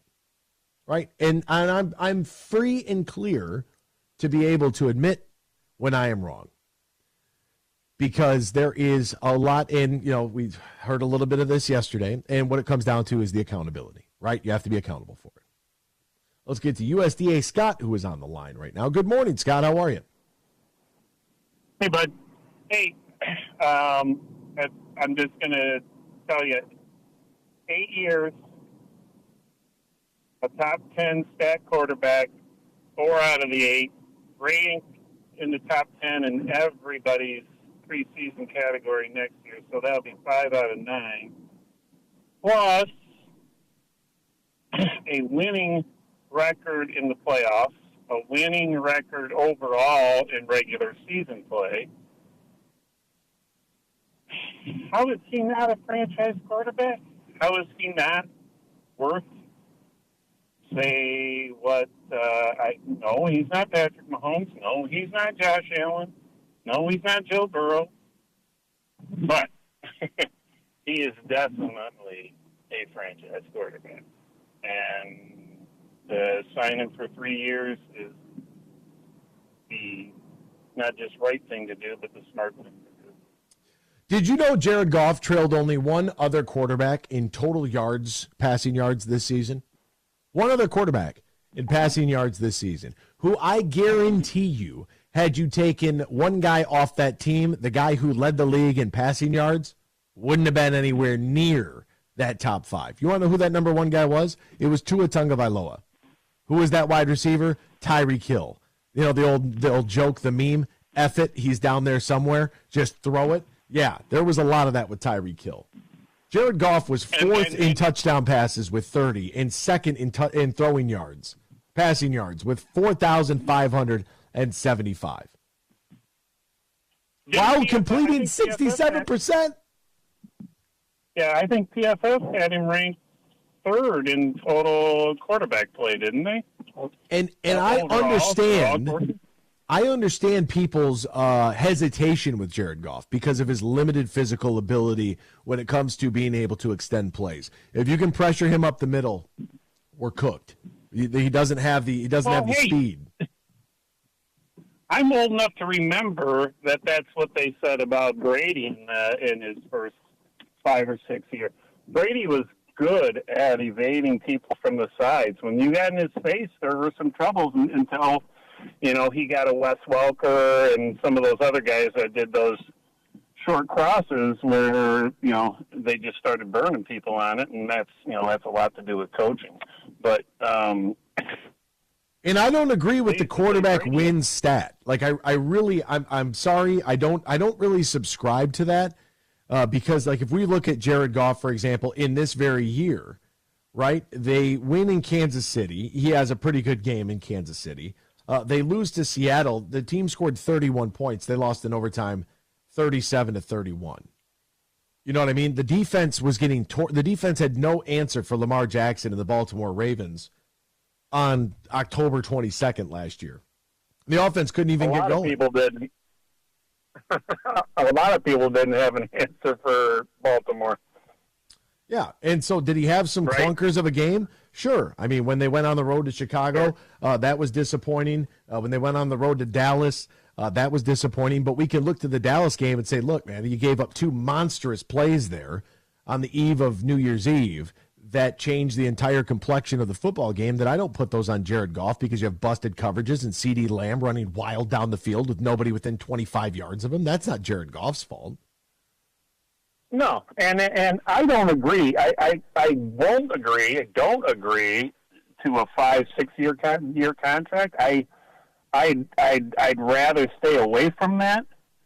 But 3 years and maybe before his last year, he's and maybe Hooker's ready, or maybe they want to go younger. Which Hooker's only 3 years younger than Goff, but. then he's trade material for a team who is just a solid quarterback away. Yeah. Then he maybe we can get rid of that contract for the last year, but no, 5-6 years. I don't see Brad Holmes doing that. I see him making a commitment to him because he has performed, but I don't see him doing more than a 3-year deal. I mean, that's just me. What do you think? I'm interested to see where we land with the Jared Goff and that overall money. I think that everybody, and I would point to Dak Prescott as an example, everybody wants to make a lot of money, and everybody does make a lot of money in the National Football League. But here's the question. Do you want to be really highly paid, or do you want to win football games? Because if you want to be really highly paid, the odds of your team reaching the level of success that you want gets increasingly smaller because of the amount of cap space you take up. So I think that when you look back to the ultimate quarterback, the greatest quarterback that's ever played this game, the most successful quarterback that's ever played this game, Tom Brady, what do we always say about Tom Brady? It was constantly restructuring into team-friendly deals to be able to free up more space so that he could get the guys he needed around him, right? That's a really good situation for the franchise quarterback drafted in the 6th round, by the way. But we all I agree with that somewhat. But his first couple contract deals, he didn't give those up. I know he did later in his career. He was giving up money, but I mean, his first couple contracts, he got paid. He got paid what he deserved, and I see. No, does he deserve? I don't want him. I don't think he should be over $50 million, but he deserves a raise. Yeah, I think that $50 million. I mean, Tom Brady signed a 2-year, $50 million deal with the Tampa Bay Buccaneers, and I know that was a couple years ago, but that's still pretty incredible. The neighborhood that we're in, and as for Tom, right, he never made over $20 million until his final year in New England. Like that. That's what he was. That's what he was willing to do, right? Well, I mean, it's you look at the late 20-teens, 2017, 2018. 15 million, 14 million. He made 19 million in 2014, but they restructured that deal to get it down to 13. Right? I mean, his first couple contracts were 12, 14, then down to $8 million in 2008. Like, the guy took all the necessary cuts to be able to keep that team afloat. And I think that if you're the quarterback, right. But then you got the other side of it where Denver knew they were just a comparable, because Peyton's arm was spaghetti by the time he got there, but they paid him $30 million, because they knew that was the final piece to their chapter. So there's so many different scenarios. You were talking about earlier about quarterbacks being bust and that. I mean, you look at Patrick Mahomes sat behind Alex Smith. Aaron Rodgers sat behind Brett Favre. Tom Brady was even sitting behind Drew. Yep. But then you got the success stories like Peyton Manning, who started right away. Well, Peyton Manning in his first year threw a hell of a lot of interceptions. Like they were 2-14 his first year. He was terrible. They threw him to the Lions then. and that's my whole theory about the drafting with quarterbacks. And I don't understand why some of our listeners misconstrue what I'm trying to say as far as building the team. But if you don't have an offensive line and you draft a quarterback early, you end up with Joey Harrington. And if you don't keep addressing the absolute needs of the team to where you can win football games, which is blocking and tackling, it's the line of scrimmage, you're never going to be successful. You can continue to draft the Desmond Ritters, the Malik Willises, the Joey Harringtons of the world, the Josh Rosens. Those guys aren't going to be ever any good because your team's not any good. The only thing I disagree with you on this morning, and you were even being iffy about. I don't even want you to be iffy about it. C.J. Stroud not only has the talent, but he has the it factor. I know he came from Ohio State, but man. Well, the only reason I'm iffy about it is because we have to see it play out. Like early on, I immediately put him in the franchise. When we broke this thing into categories of yes, franchise quarterback, no bust, or C, column C, too early, right? I put him in the yes column because but if he blows his knee out tomorrow and never plays again, then that doesn't work. Then he's a bust. Well, potential. It doesn't matter. We're a results-based business. Right. And last thing I want to say, just to get this in before we run into season here, but our Tigers remind me a lot of the Lions, not this past season, but the season before. That they're that close, all that young talent, all that young pitching. I'm very excited about this year, and yeah, injuries always are the issue. But I think they have probably 6 or 7 starters that are interchangeable. I know Skubal is, in my mind, Skubal is he's an all-star. But I hope so. I'm just very excited about it. I just wanted to get that in before I hung up. The Tigers I think they're in for at least challenge for the playoffs this year, if not make it, because I think they would have made it last year without all those injuries, and then the injuries and some of that stuff put them behind. And I see Javi Baez as having comeback player of the year type of season with all those youngsters around him and him getting some protection in the lineup, and he's kind of our Jared Goff. He's the old man in the room now, and he isn't that old. Yeah, it's I think as long as the Tigers can stay healthy, relatively healthy, like it's a 162-game season, guys are going to get dinged up, like that's going to happen.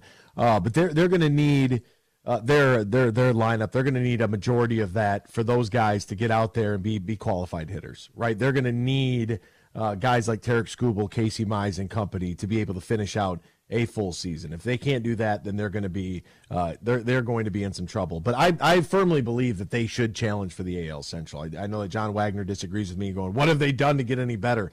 I'm expecting their team and the guys that they drafted. I'm expecting those guys to play and reach their potential. That's what I'm expecting this year. Yeah, growth by age and growth by they're just they're. It's not like they're Kerry Carpenter's not. I don't think him, Green, Parker Meadows. I don't see them. Torkelson. I don't see them digressing. They're young. I think they're going to get better. They've shown that they have all that potential. They're going to get better. I sure hope so. USDA Scott, man, appreciate the call this morning. Happy Tuesday to you, partner. Good luck out there. I'm out, Big Daddy. See ya. All right, there he goes. Through 6 games this year in spring training, Javier Baez was 0 for 12 with 6 strikeouts. We'll step aside, back with more X's and Bros. Hour number 3 coming at you next here on the Michigan Sports Network. There's a new player in town. Hi, I'm Herman Moore, Lions All-Pro wide receiver, and I'm talking about Eagle Casino and Sports, the real money mobile casino. It's so easy to play. You can go from wager to winner to wallet, just like that. Sign up now and we'll match your deposit up to $1,500.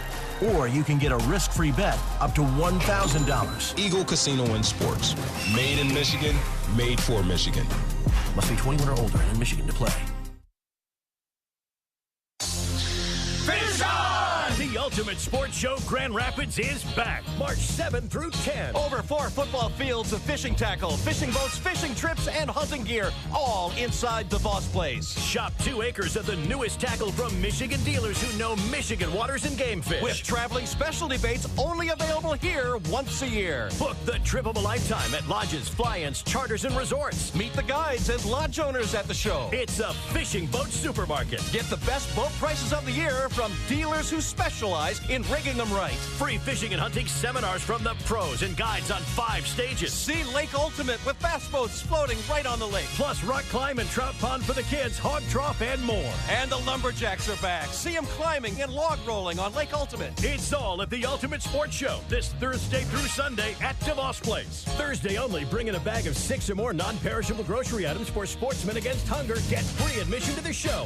UltimateSportsShow.com. Tracy, over to you for weather. The sun must be shining, Dave, because the 7 for 7 sale is back at Meijer. Mix or match hundreds of items like extra large avocados, Kraft macaroni and cheese, and Dan Greek yogurt. Pick any 7 for just $7. There's a strong chance of saving with the same quality Meijer deals in-store or online. Back to you, Dave. Sounds great, Tracy. Deals so good, you've just got to talk about them. Meijer. Exclusions apply. See all the deals in the Meijer app. Roast Umber is a farm direct coffee sourced from Central American farmers and roasted in Grand Rapids. And also the Nitro Cold Brew Coffee is a convenient and healthy option for energy with no sugar additives. Look for it at your local retailer or at roastumber.com. The Freddie the Pizza Man Foundation is dedicated to providing support to families and Michigan schools touched by autism. We invite you to join us in supporting these families and schools by making a donation at freddythepizzaman.com. With your donation, you can help provide essential resources that can make a real impact. Visit freddythepizzaman.com to make a donation and to learn more about the foundation's mission. That's FREDI thepizzaman.com. Together, we can make a difference. Huge here for Van Andel Institute Purple Community. Now, they're a grassroots fundraising network powered by the volunteers who support VAI's mission to improve health now and in the future. Learn more at purplecommunity.org.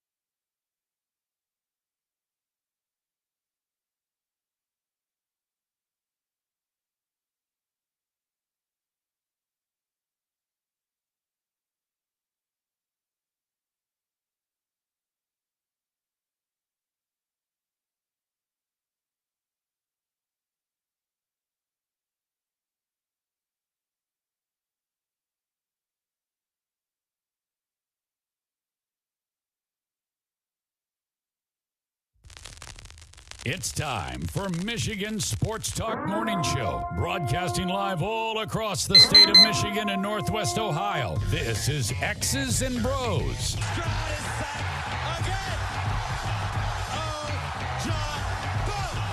Swings it out to Sadiq Bey. Gets Benny to the corner! To Abdul-Rahman at midcourt. Extra pass. And it goes for the win! The three-pointer by Jordan Poole. Here's the give. Walker! Kenneth Walker! Touchdown! Sparty! Goff's got it. Back. Looks. Throws. Ends up. Yes! Caught! Touchdown Detroit Lions! They did it! Amon-Ra St. Brown in the receiving end! Sends one to deep left center field. Back it goes, and that ball's out of here! A grand slam from Miguel Cabrera. He's got 2 goals. Larkin in on goal. Scores! His first career hat trick in his 7th season for Dylan Larkin. Here's your host, Anthony Bellino. Rise and shine, folks. Welcome back here. X's and Bros on the Michigan Sports Network. So great to have you right along with us, no matter who you are, where you are, how you may be listening all across the great state of Michigan and in Northwest Ohio and worldwide on the iHeartRadio app. We say good morning to you. We welcome you. We thank you. We appreciate you. And, of course, we encourage you to join the program at any time. You can text the keyword Sports Radio. Send that to 21,000 Sports Radio to 21000. Our Myers Supercenter guest line, 866-838-4843, 866-838-4843. That's 866-838-HUGE.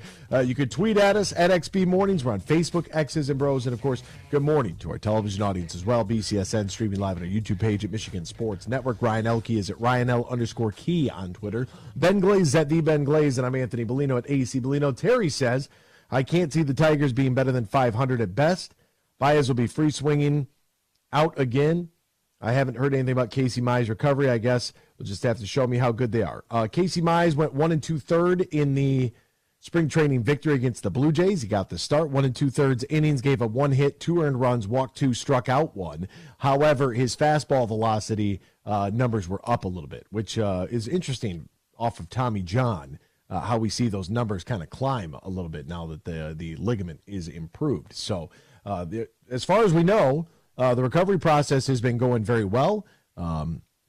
Battling through a back issue, and then going in with the Tommy John, being able to have that year off, he really seems to have found a point in his career right now where he might be like totally healthy. And I know that he has talked a little bit about feeling healthier as well in regards to that. Talked to Cody Stavenhagen last week about this and about Mize. And, the back injury was one thing that we didn't really talk a whole lot about, something he was kind of, I would say quietly battling through.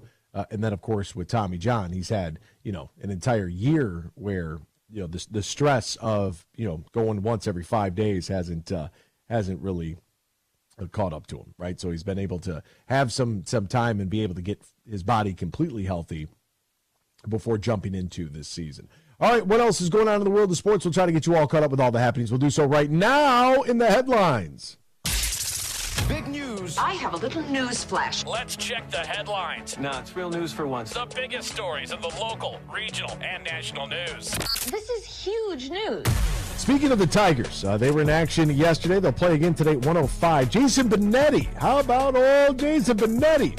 Got to get on the broadcast for the first time. It was very interesting because every once in a while during spring training we'll have something like this where you get smooth Johnny Kane, Valley Sports Detroit. God bless him. Love that guy. And they were in the Magic Kingdom for the game with the Pistons and the Magic, and then able to drive over to Lakeland.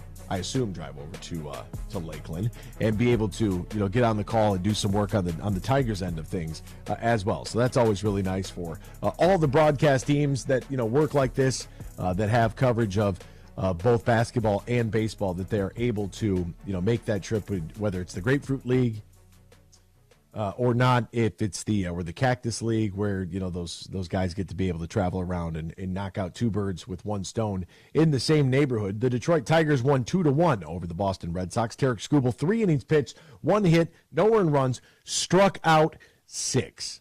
Tarik Skubal might be the best arm that we've had since Justin Verlander.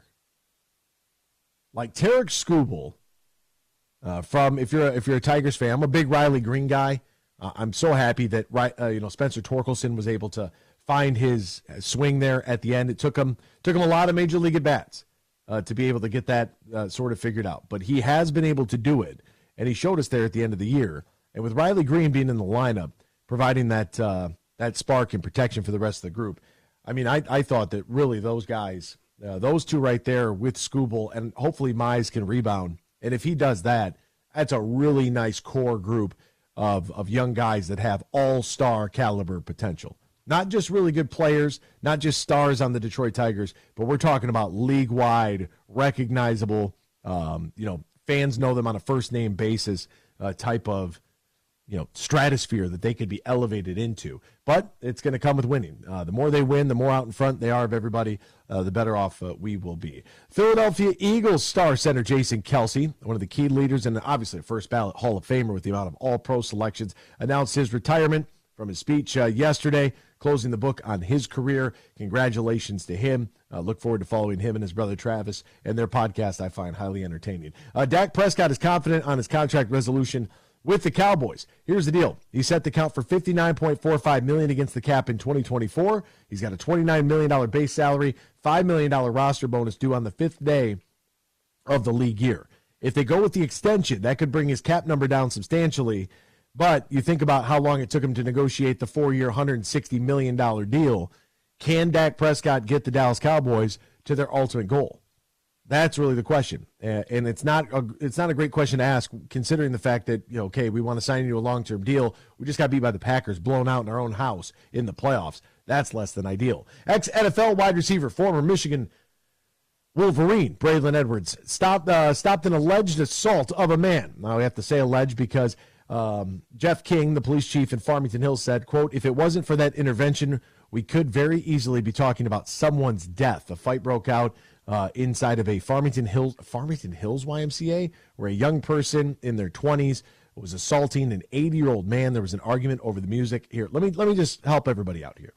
If you are a younger person, like you're somebody who might be in my age range, right? Maybe you're in your 30s, perhaps you're even younger in your 20s, or maybe even in your teens. When you see older people around you, they don't want to listen to whatever the hell you are listening to. So do yourself a favor, show a little respect, and turn your music down. It's a really easily solved problem. When you pull into your neighborhood, turn your music down.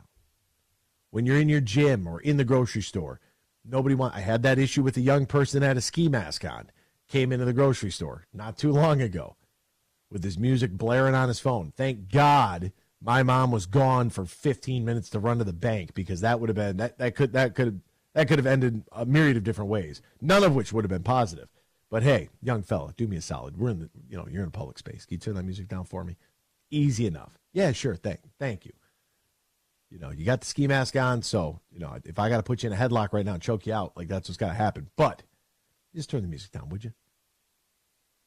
That's all. That's all I'm asking. That's it. Plain and simple. And he complied. And I was actually relatively I was expecting conflict, but he complied. And I was like, okay, that's nice. Thanks very much, because it's a privately owned business. So I can tell you, get the hell out of here right now. But it was good. And I'm glad. I'm glad we were able to find ourselves. But it was the way I approached it, right? So if the elderly man is coming to you like, hey, can you turn that down? I'm not trying to listen to that. Just yeah, sure, sir. Not a problem. Like, show some respect for your elders. What's the matter with you? Bucks wide receiver Mike Evans has agreed to a 2-year, $52 million contract. What does that mean for the free agency market? What does it mean for Amon-Ra St. Brown? We'll talk to Jeff Risdon coming up at 8:35 about that. LA Clippers guard Russell Westbrook, one of the NBA's top 6 men, underwent surgery on his fractured left hand yesterday, hopeful to return in time for the playoffs. Speaking of broken hands, Scotty Barnes had to undergo surgery in Los Angeles to repair the fracture to his third metacarpal bone in his left hand. So very interesting. Both guys broke both of their left hands. Very, very strange. Anthony Edwards said he didn't realize that the ball was being tipped off. I don't know. Lost track of time. What are you doing? I have no idea.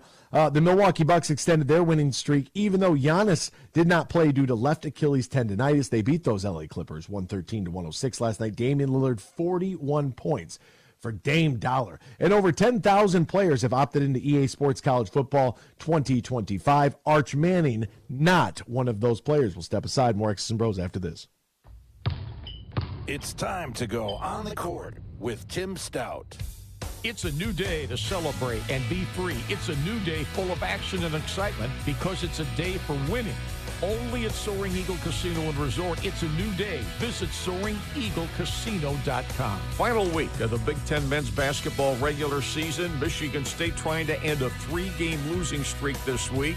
Will the Spartans win at home Wednesday night over Northwestern? And then at 4:30 Sunday afternoon, can the Spartans win at Indiana? 2 wins would give Michigan State a 19-12 regular season record and likely somewhere around an 8 seed in the NCAA tournament. Clearly, Michigan State would be in the tournament with 2 wins, even if there was a problem in the Big Ten tournament next week.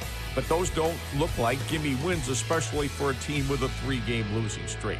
Purdue was well played, tough right to the end, but it's another loss. Now Northwestern is up next.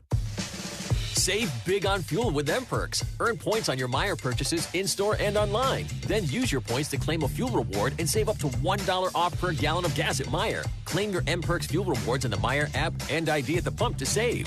Plus, earn points for qualifying Meijer Express purchases and look for exclusive Meijer Express offers. Download the Meijer app to sign up or see Meijer.com to learn more. 10 cents to $1 off per gallon based on points earned. Exclusions apply. Not valid in Wisconsin. Max 30 gallons. Roast Umber is a farm-direct coffee sourced from Central American farmers and roasted in Grand Rapids.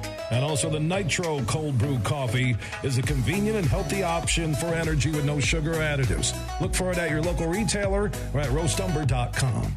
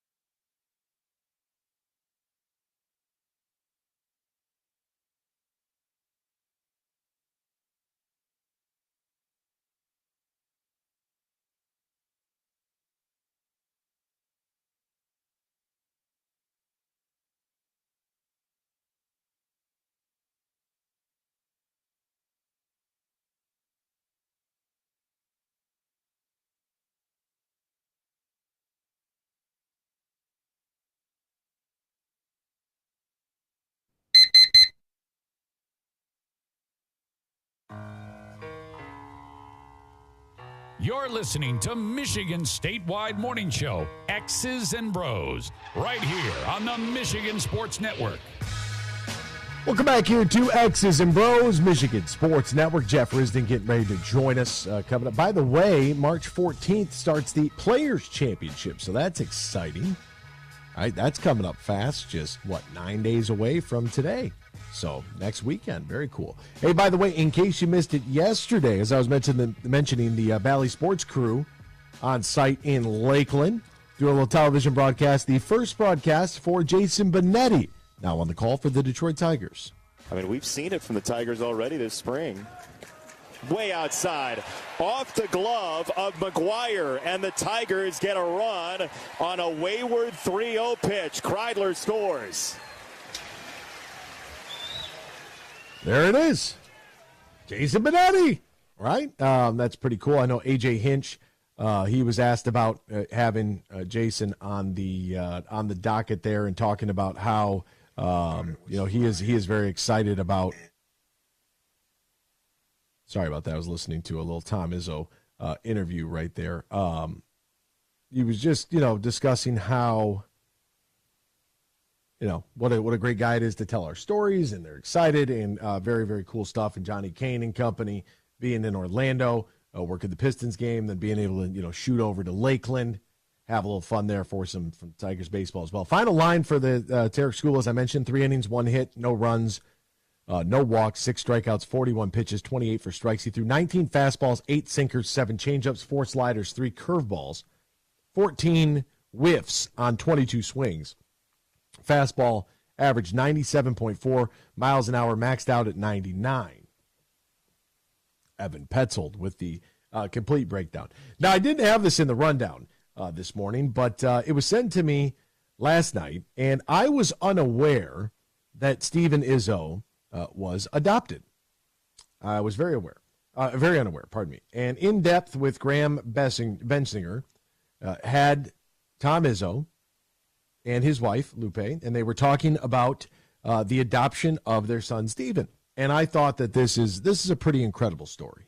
Daughter was 5, and it didn't work out after that, so we said, we wanted to adopt a baby. When we won the national championship, we had the parade. And our governor at the time, John Engler, had gone through the same thing we went through, the fertility things and all the things that you go through. And I was talking to him, and I said, we're looking to adopt. He said, we were looking for that too. And he said, I'll, after it all settles down, give me a call someday. A month or 2 goes by. And I said to my wife one day, I'm going to call the governor and take him up on his offer to see if he can help, because it was very difficult to adopt. So I'm talking to him, and he's giving me, he says, get a pen and paper, write this lawyer down in this place in Kansas City. And he was trying to be very helpful, and I appreciate it. And all of a sudden my secretary comes in, and she says, Nick Saban's on the phone. I said, tell him I'll call him back. I'm talking. I didn't tell her I was talking. I said, just tell him I'll call him back in a little bit. She came back and said, Nick says it's important. I said, tell Nick I'm talking to the governor. He's not that important. Then he calls my wife. Nick couldn't wait. He called me, and I was coming down the stairs and picked up the phone, and he said, are you sitting down? I said, sure, yeah, what? And he says, a baby boy was just born. Are you interested? And I literally fell on those stairs. I said, yeah, I just sat down. I said, yeah, absolutely. We were on some adoption rosters, I guess, and Bethany in Grand Rapids was one, and Nick put us on with one that he knew of in Virginia, West Virginia. And so where he was from, she tells me that Nick called, and the doctor that, it was a private adoption, and we went through and had called him and said they had a little boy, and we had like 2 days to decide. You can hear more of that interview with Graham Bensinger, but I thought that's a pretty incredible story, because I didn't realize that Steven Izzo was adopted. I had no idea. It's a good, good sort of maybe reality check, right, for all of us. that, the full backstory on what somebody, and as the NFL draft approaches, we're going to get more and more of some of the backstories. And, ESPN has taken a lot of flack for their coverage as they, go into detail. And they spent the 1 year going into detail. And what it felt like was every single miserable experience that anybody had ever been through, they brought it up on the telecast. And they decided that after all of the flack that they caught from social media, that they would change some things up, and they did it much more on the field from last year. And some of these people have to overcome some incredible challenges throughout their lives, especially for these young people in athletics. And for so many, like this is the one opportunity that they may have to really make a difference in their entire family's lives. And it's all because of sports. Right? And some of us go into sports and we enjoy playing competitively, and we find something that we like to do. And that's why I really encourage all parents to, let your kids go out there and play whatever they want to play. You want them to play football. They don't really like football. They like basketball. You want to play basketball. They don't really like that. They like, golf, or they don't like that, but they want to run track. Be as supportive as you can, because, for a majority of us, sports are exactly what they're intended to be. Right? An extracurricular activity that is good for physical activity, as well as all of the things that you cannot teach unless you play sports. Right? It's tough to teach teamwork in a group project setting. It's just not the same. Right? Working with others, being able to coexist with other people, and being able to pick up off of their play style, and buying into a team to one team goal to accomplish something that is much larger than your individual goals. Right? These are all the things that a majority of us go into sports, and it's things that we get to learn. Right? And we get to go on the trips, the road games, and we ride the bus, and we get the goodie bags, and we do all of these things. And we go out there and we play, and whether we win or lose, it is probably either the greatest day of our lives or the most miserable day of our lives. And it all happens until you got to go to practice the next day. Right? All these things happen. But for so many people, throughout this country, there is no fallback plan. Like, they have to be good. You have to excel here in sports. Sports provided a free educational opportunity, whether you maximize that and got your degree, or whether you're going to leave early and try to cash that check, punch that ticket to the pros. You can always come back and get the degree later, whatever the case may be, whatever's best for that individual at the time. I support, because sports opens up so many opportunities for so many guys. And I want to choose to look at it from an angle that, every guy that's drafted is going to come into this thing that really is going to maximize, every minute of it. And we know some guys will waste it. It always happens. Henry Ruggs, Damon Arnett, those are two guys that immediately came to my mind, of guys that have just wasted all that potential for literally nothing. But you're going to have those cases. But there is so much, the purpose of this is that there is so much that so many people go through that we have no idea about. And, Ryan sends me this clip, and I'm listening to it yesterday. I'm shocked. Like, I couldn't believe it. But it's just another time to maybe take a step back and realize that there are a lot of things that people are going through. And for Stephen Izzo to be adopted, don't know the full story behind that, obviously, but it definitely puts into a different perspective, what him being on that team means, right? And just like all of us, every one of us, it's just, we're randomly shuffled in the deck. You have no idea when you come out and you're born into this world, what exactly you're going to walk into. And then you have to learn to navigate said world that is typically pretty harsh, pretty cruel, navigate a space that can be oftentimes very difficult. And the youth process, growing up and going through all the things that, kids go through. I just thought it was a very unique story, and, maybe it touches somebody who's listening to us right now that has gone through the adoption process, or as, Coach and his wife were talking about, some of the fertility issues and having to go through all of that. And it can be very taxing on a family. So I just wanted to play that for you, and you can listen to more, obviously, in depth with Graham Bensinger. We're going to step aside. We'll talk with Jeff Risdon next here. X's and Bros, Michigan Sports Network. Fish on! The Ultimate Sports Show Grand Rapids is back March 7 through 10. Over 4 football fields of fishing tackle, fishing boats, fishing trips, and hunting gear, all inside the Boss Place. Shop 2 acres of the newest tackle from Michigan dealers who know Michigan waters and game fish. With traveling specialty baits only available here once a year. Book the trip of a lifetime at lodges, fly-ins, charters, and resorts. Meet the guides and lodge owners at the show. It's a fishing boat supermarket. Get the best boat prices of the year from dealers who specialize in rigging them right. Free fishing and hunting seminars from the pros and guides on 5 stages. See Lake Ultimate with bass boats floating right on the lake. Plus rock climb and trout pond for the kids and the hog trough, a truck-size aquarium filled with game fish. And the lumberjacks are back. See them climbing, chopping, and log rolling on Lake Ultimate. It's all at the Ultimate Sports Show, March 7 through 10 at DeVos Place, downtown Grand Rapids. Sportsmen never miss it. Roast Umber is a farm-direct coffee sourced from Central American farmers and roasted in Grand Rapids. And also the Nitro Cold Brew Coffee is a convenient and healthy option for energy with no sugar additives. Look for it at your local retailer or at roastumber.com. Score big at the Soaring Eagle $100,000 Bingo Bash, Saturday, March 16th. The action kicks off at 3 p.m., and you can win amazing prizes, including overnight stays, 65-inch TVs, free bingo play, and slot play. And the winning is just beginning. Win concert tickets, gift cards, and more. Make plans now and score big. Soaring Eagle's $100,000 Bingo Bash, Saturday, March 16th at the Soaring Eagle Bingo Hall. Must be 18 to play. For complete rules, go to SoaringEagleCasino.com. Score big. Coming up later today at 3 on the Huge Show on the Michigan Sports Network, I'll deliver huge opinions on everything you're talking about.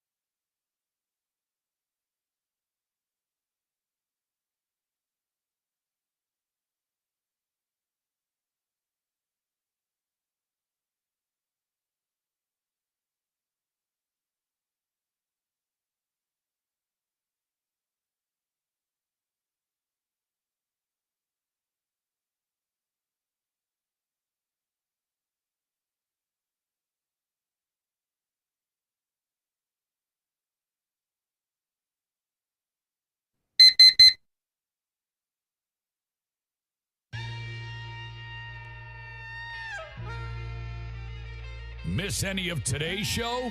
Find our podcast and listen on demand on Google, Apple, Spotify, the iHeartRadio app, or wherever you get your podcasts. Now, back to X's and Bros with Anthony Bellino, here on the Michigan Sports Network. Welcome back here to X's and Bros, Michigan Sports Network. Great to have you right along with us, no matter who you are, where you are, how you may be listening. Joining us now, the managing editor of the Lions Wire and Draft Wire, our good friend. You find him on the air on the west side of the state, 96.1 WMAX in Grand Rapids. His name is Jeff Risdon. He's doing a lot of radio today on Twitter. Jeff Risdon. Jeff, my man, good morning to you. How are you? How's life? How are things, partner? It's very good. You're kicking off a day of 7 radio appearances today, so congratulations. Hey, you know what? We're coming out swinging. You're coming out swinging with us, though. That's what we appreciate. Most importantly, how the kids doing? It's been a great season. My daughter's basketball ended last night. My son's basketball ended in the district final last Friday night. It was wonderful to get to watch them both play. And we're kind of glad that the season's over because now we get to see our kids for a little bit. Yeah, And can both of them drive, or are you still the taxi service at this point? Oldest one can drive, but youngest one is still under the taxi service. She's a freshman. So had a great year, though, playing varsity. Started every game for Zeeland East. We lost last night to Zeeland West, but life goes on. You know, it's a beautiful thing. We're actually just talking about sports and the opportunities that sports provide. And, you know, for some of us, it's the athletic competition, it's the learning experience, it's everything else. For a small select few, it might lead to a free education, which may, in fact, lead us to what we're going to talk about today, which is the NFL draft and turning a passion to play a sport into a career that can net you a large lump sum of cash. When you look at this NFL Combine, Jeff, what was maybe, or who were maybe, a couple of players that really stood out to you that improved their stock this past weekend? You know, I think you have to start. I mean, there's so many places, but obviously Xavier Worthy, the wide receiver from Texas, who is the fastest man ever at the Combine, running a 4.21 40-yard dash. The 10-yard split on that was 1.43 seconds, which is instantaneous acceleration.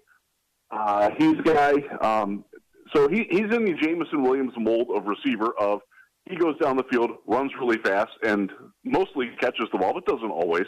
But this is a guy who was probably a second, maybe a third-round pick, and now you're going to see some mocks where he's going to be in the first round, and it's not absurd to think when you've got that rare of a speed, it doesn't matter if you can catch the ball off that well because you're impacting the defense in other ways. Much in the way that Jamison has for Detroit. And J-Mo finally has figured out how to catch the ball. And the hope will be that Xavier Worthy, all 165 pounds of him, will be able to do that. I'm skeptical if it didn't come across already, but he's a guy that certainly helped himself. There's a few other guys. I think Quinyon Mitchell, the cornerback from Toledo, like we all knew he was good, but comparatively athletically, he put himself on another plateau. It wouldn't surprise me at all if he's the first cornerback taken. And it's not out of the question that he's the first defensive player taken overall. He is that good. He has incredible skills. As you know, I'm an Ohio Bobcat and a proud one. And I got to interview him down in Mobile. And Quinyon, I was wearing an Ohio Bobcats hat. And he came up to me as we're greeting and meeting for the interview. And he's like, "Oh, Ohio, sorry we beat y'all, bleep," and said it with a smile. Like, that's the kind of edge I want my quarterback on the outside. So Lions fans are unfortunately not going to get a chance to draft him because he's going to be long gone. But he's a guy that, has answered every question along the way and has certainly helped himself a lot throughout the draft process. And for Quinyon, a guy that I got a lot of time to watch at the University of Toledo, he's just 100% all American kid. You know what I mean? Like, he is just one of those young guys that comes out and you know that he's special. He had plenty of offers in the NIL portal to go other places, wanted to stick it out at Toledo and finish his career there. Then there were questions, could he compete with the big dogs? And him and Roman Wilson going head-to-head at the Senior Bowl, which obviously, you're down there to see how he competed against some of those bigger name schools. And he's that whoever drafts him is not only getting a quality player, but a quality human. So congrats to him. He'd be probably, I think, the highest Toledo Rocket selected ever if he can get inside that top 15. Now, Jeff, when we look at our Detroit Lions, which way would you lean for this team after seeing the combine, after going to the Senior Bowl? Is there a guy out there that's sticking out that we might see if Brad Holmes, let's just say we stay put at 29, we don't move up, we don't move out. If we're there at 29, is there somebody that you really like this team to draft and why? So there's a couple of guys, and that's the thing. When you get to 29, like, you got to keep your options a little bit more open than you do when you're picking at 2 or 6 or 12 or whatever, because it's really hard to predict who will be there. I'll tell you the guys that I would love, and I don't know if the Lions feel the same way, but Cooper Beebe, the offensive lineman from Kansas State, he's phenomenal. He is ready to start right away at either guard spot, depending on which openings there are. He played left tackle. He was the guy. 7 different players who were pass rushers were asked who the best player that they faced was. They all said Cooper Beebe. Like, he doesn't get a lot of love in draft circles or whatever because he's not an exceptional athlete.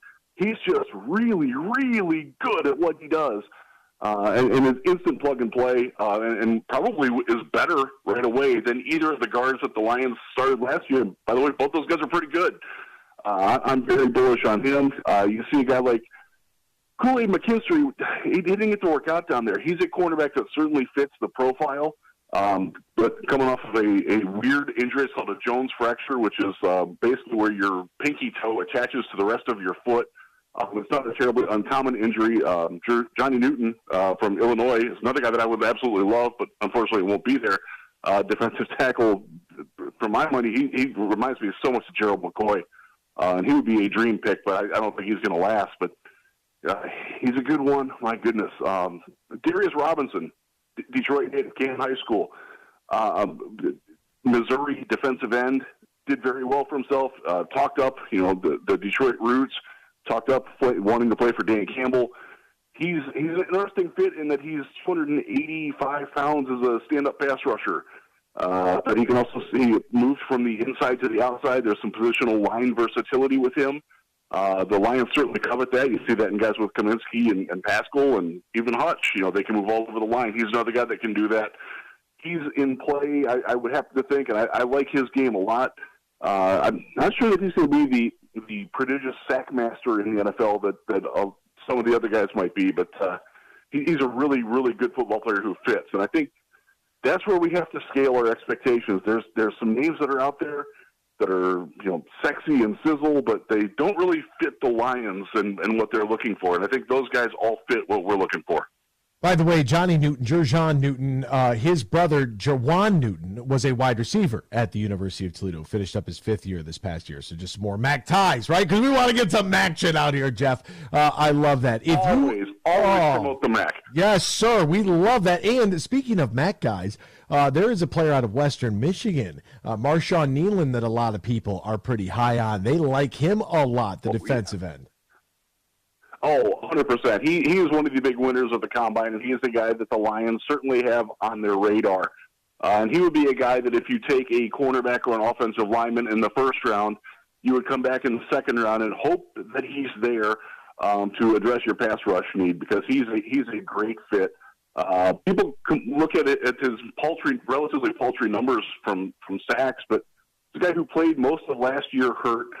Did not have a lot of help because this guy, Braden Fisk, he transferred down to Florida State and made himself into a first-round pick, potentially in the Combine in the postseason as well. Didn't play on a very good Western team. It wasn't their best season, certainly not defensively. So he's a guy that's a little bit under the radar, but I think the athletic display that he put on down in Indianapolis has opened a lot of eyes, and he's another guy, great fit for Detroit. He fits the grit, as we like to say. We love to get gritty. Speaking of the Lions, from a philosophical standpoint here, Jeff, and I feel like we kind of know with Brad Holmes what they're going to do. They are going to take their best player available on their board, and they'll figure it out and how to make it work. And it's such a constant juggle, drafting for need, drafting for best available on your board, but also in free agency. There was a deal that was signed yesterday in Tampa Bay. how do you feel like Mike Evans, if at all, him sort of quote-unquote setting the market, which I don't know if that necessarily applies because of the longevity of his career already and the fact that he's never had a sub-1,000-yard season in his career, which is just mind-blowing to me. But does that set the table for the wide receiver market, and then where does Amon-Ra St. Brown fit into that picture? Yeah, I think you're right about Mike Evans just being sort of on his own because he's been around. He was in the 2014 draft, has been over 1,000 yards. This guy's a Hall of Famer and a pretty solid Hall of Famer at that. I don't think a lot of people think of him that way. He has put up incredible numbers over the years. His is much more of a longevity thing. I think you're looking at he's almost being rewarded for what he's done. Whereas if you're paying Amon-Ra, you're paying him, yeah, he's done great so far, but you're kind of expecting him to keep doing that. I don't think that's true with Evans. So I think you're going to see Amon-Ra get a little bit more just because he's starting to hit that athletic prime. He is that integral to the team. He's the number one wide receiver on one of the number one offenses in the NFL. That's going to get him paid in the – there's all sorts of numbers about that. I think it's going to wind up being about $27.5 to $29 million a year. I might be a little high on that, but I'll tell you, one of the takeaways that we got from the Combine last week, and speaking as the collective media, was that the teams are much more interested in keeping and rewarding their own than they are shopping on the outside, and Detroit is one of those. They've got a lot more money to spend with that big bump in the salary cap, and expect a lot of that to go to Amon-Ra St. Brown. And that could happen very soon. Free agency does start next Wednesday. You can start talking to people on Monday for the team's illegal tampering period. He's under contract, so they don't have to get anything done this year, but I know they'd like to have that done so they know what their budget is when they do go shopping on the outside. And so expect that to be done. Expect it to be numbers that some people are going to be like, wow, we're paying him that much. But, yeah, that's the going rate for an all-pro wide receiver. You got to keep a guy like Amon-Ra happy. So yeah, they don't have a lot of choice there. I'm 100% on board with that. Plus, the way that I was doing, like with some of those early numbers, like the $25 million a year over 3 years. And then so what I did is I took the total math of his contract that he had already made, added the additional 3 years at $25 million apiece. So you get 6 years on an average of $13 million and change for all pro performance. I think that's incredible. Now, I know that you can't retroactively first 3 years. Well, I mean, look, the guy has performed. I think he's a must keep. Like I think he's one of the franchise cornerstones along with Panay, along with Aiden Hutchinson. I think we're seeing the birth of that with Sam Laporta, Brian Branch. I think that there are guys that you just cannot afford to not re-sign. And there might be even, a little bit of availability because they see the success that they're having and what this means to the city. Do you think that there's any, I know we refer to it as a hometown discount, but I think more often than not, it's the realization like Dak Prescott's going to go through. I might have to take a little bit less so that we collectively can go a little bit further. Yeah, and that's certainly part of the equation, and I do think that, and this also plays into Jared Goff, if he's going to get an extension or not, and that's a good question that I unfortunately can't answer. I don't think anybody can answer that at this point, but the idea of keeping the core, when you're making $24 million a year, is it that important to you to make $27 million instead of $24 million? How much bigger can your boat be? Is the basic question that you have to ask yourself. And for some guys, I dealt with this with Odell Beckham Jr. back when he was in Cleveland. Like, he wants the bigger boat. Amon-Ra St. Brown doesn't strike me as the guy who needs the bigger boat. So I do think that there's some give and take. And they can also structure the deal where the Lions are masters at adding void years onto it, which means that you're going to sign a 3-year contract, but it's going to get paid out over 5 years, or the cap hit gets amortized over 5 years. They love doing that, and I think that's a way to maybe fluff up the money a little bit without making it so punitive that they can't also sign other people, because they will run into that at some point.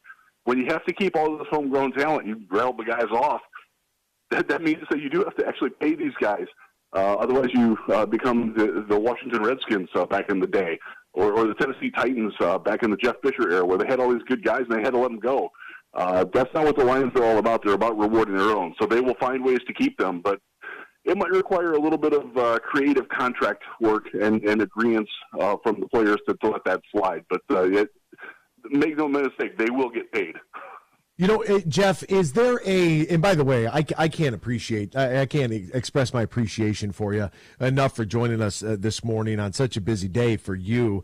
But when you look at this, when you look at this team, right, and then you go back to what you saw in the Combine, is there somebody lurking there late that our Lions fans should be aware of, or maybe there's a couple of names that you're like, hey, this guy, regardless of position, stood out to you that might be one of those later picks? We have 4 in the top 100. Maybe he's that 4th pick, or maybe there's a selection a little bit later on that you really, really like that you've seen throughout the Senior Bowl of the Combine that might be one of the later guys that we're not hung up on at pick 29 or one of our, our second-round selection? Yeah, there's a couple of them that come to mind. Malik Washington, wide receiver from Virginia, formerly at Northwestern, 4-time academic all-conference, 2-time team captain. He was elected a team captain at Virginia 3 weeks after he got on campus. That's how positive this guy. You see, Brad Holmes and Dan Campbell love the football guys, the smart guys. Guy graduated with a 3.8, again, academic all Big Ten. Yards after the catch, out of the slot. He can return. He can run gadget plays. He's certainly a guy to watch in the 3rd or 4th round. The Lions don't have a 4th-round pick right now. Don't be married to those draft numbers that are there right now. We know Brad Holmes will move around and find guys that he wants. If you want to go a little bit later, I'll go with another wide receiver, Ryan Flournoy from Southeast Missouri State. They met with him in Mobile. He played pretty well down there. They met with him in Indianapolis. He showed out pretty well. He's got some interesting tape. He needs some development. This is a guy that's sort of like Antoine Green was last year. We're going to take him this year, probably redshirt him athletically on the practice squad, and then see what we've got. By the way, don't sleep on Antoine Green. There's some work going on with the big guy from North Carolina. You could see him step up maybe into a bigger role. He will certainly get that opportunity this year. Boy, that would be sensational. Or, re-sign Josh Reynolds. I'd love to see him come back and get a big catch early in the season and put everything that happened in the NFC Championship game to bed, because I love me some Josh Reynolds. I do too, but it's one of those things where, like, is he always going to be remembered? You're old enough to remember this, and I don't mean to chastise your age there, but you remember Jackie Smith in Dallas. He had to leave. Like, he just couldn't stay there after dropping that pass that lost them the Super Bowl. If Josh Reynolds catches either of the passes that he dropped in that NFC Championship game, the Detroit Lions are in the Super Bowl. There's no ifs, ands, or buts about that. They win that game if he catches either of those passes. I don't know Josh well enough to know if he can handle the mental resiliency of fans blaming him for that, but that's not an easy ask. And if the money's equal, I can see him leaving somewhere else. But I also can see him realizing that his best chance to win and his best chance to produce is with a guy like Jared Goff, who trusts him and loves him, and will continue to trust him, even though he did, unfortunately, drop the ball quite literally. He is Jeff Risdon. Find him on Twitter, @Jeff Risdon. Find his work, Lions Wire, The Draft Wire. He's all over the place. He's traveled across the country to find our next great prospect. And, Jeff, is it true, or will you be on the Huge Show later on today? I will be. I'll be in studio today. So, nice. On all your Michigan Sports Network affiliates. Oh, Jeff, we love it. Thank you so much for the time today, partner. We greatly appreciate it. Thanks, man. And Jeff, obviously, who's been gracious enough to help me out as I was traveling with Michigan for the Rose Bowl, to come in and host the show there at our 96.1 The Game studios in GR, and to all of our affiliates across the great state of Michigan, whether you're listening on 93.7 WKAD, Cadillac, Traverse City, Houghton Lake, Manistee, Kalkaska, Kingsley, whether it's 1340 AM and 104.7 FM WMBN, in Charlevoix, Sheboygan, Petoskey, Rogers City, St. Ignace, Gaylord, Harbor Springs, 101.1 WGRY, Up North Sports Radio. We love you guys. Or obviously, 100.9 The Loon, 1230 WCWA, 1330 WTRX in Flint. We appreciate you. We'll see you tomorrow, same time, same place. X's and Bros, Michigan Sports Network. We played for the thrill, that rush you feel with the game on the line. I'm Herman Moore, Lions All-Pro wide receiver. Now, with Eagle Casino and Sports, the new sportsbook app from Soaring Eagle, anywhere I'm at, I'm still in the game. Sign up now and get up to $1,000. That's right, up to $1,000 for a risk-free bet on your next favorite underdog, parlay, or prop. Eagle Casino and Sports. Made in Michigan, made for Michigan. Must be 21 or older and in Michigan to play.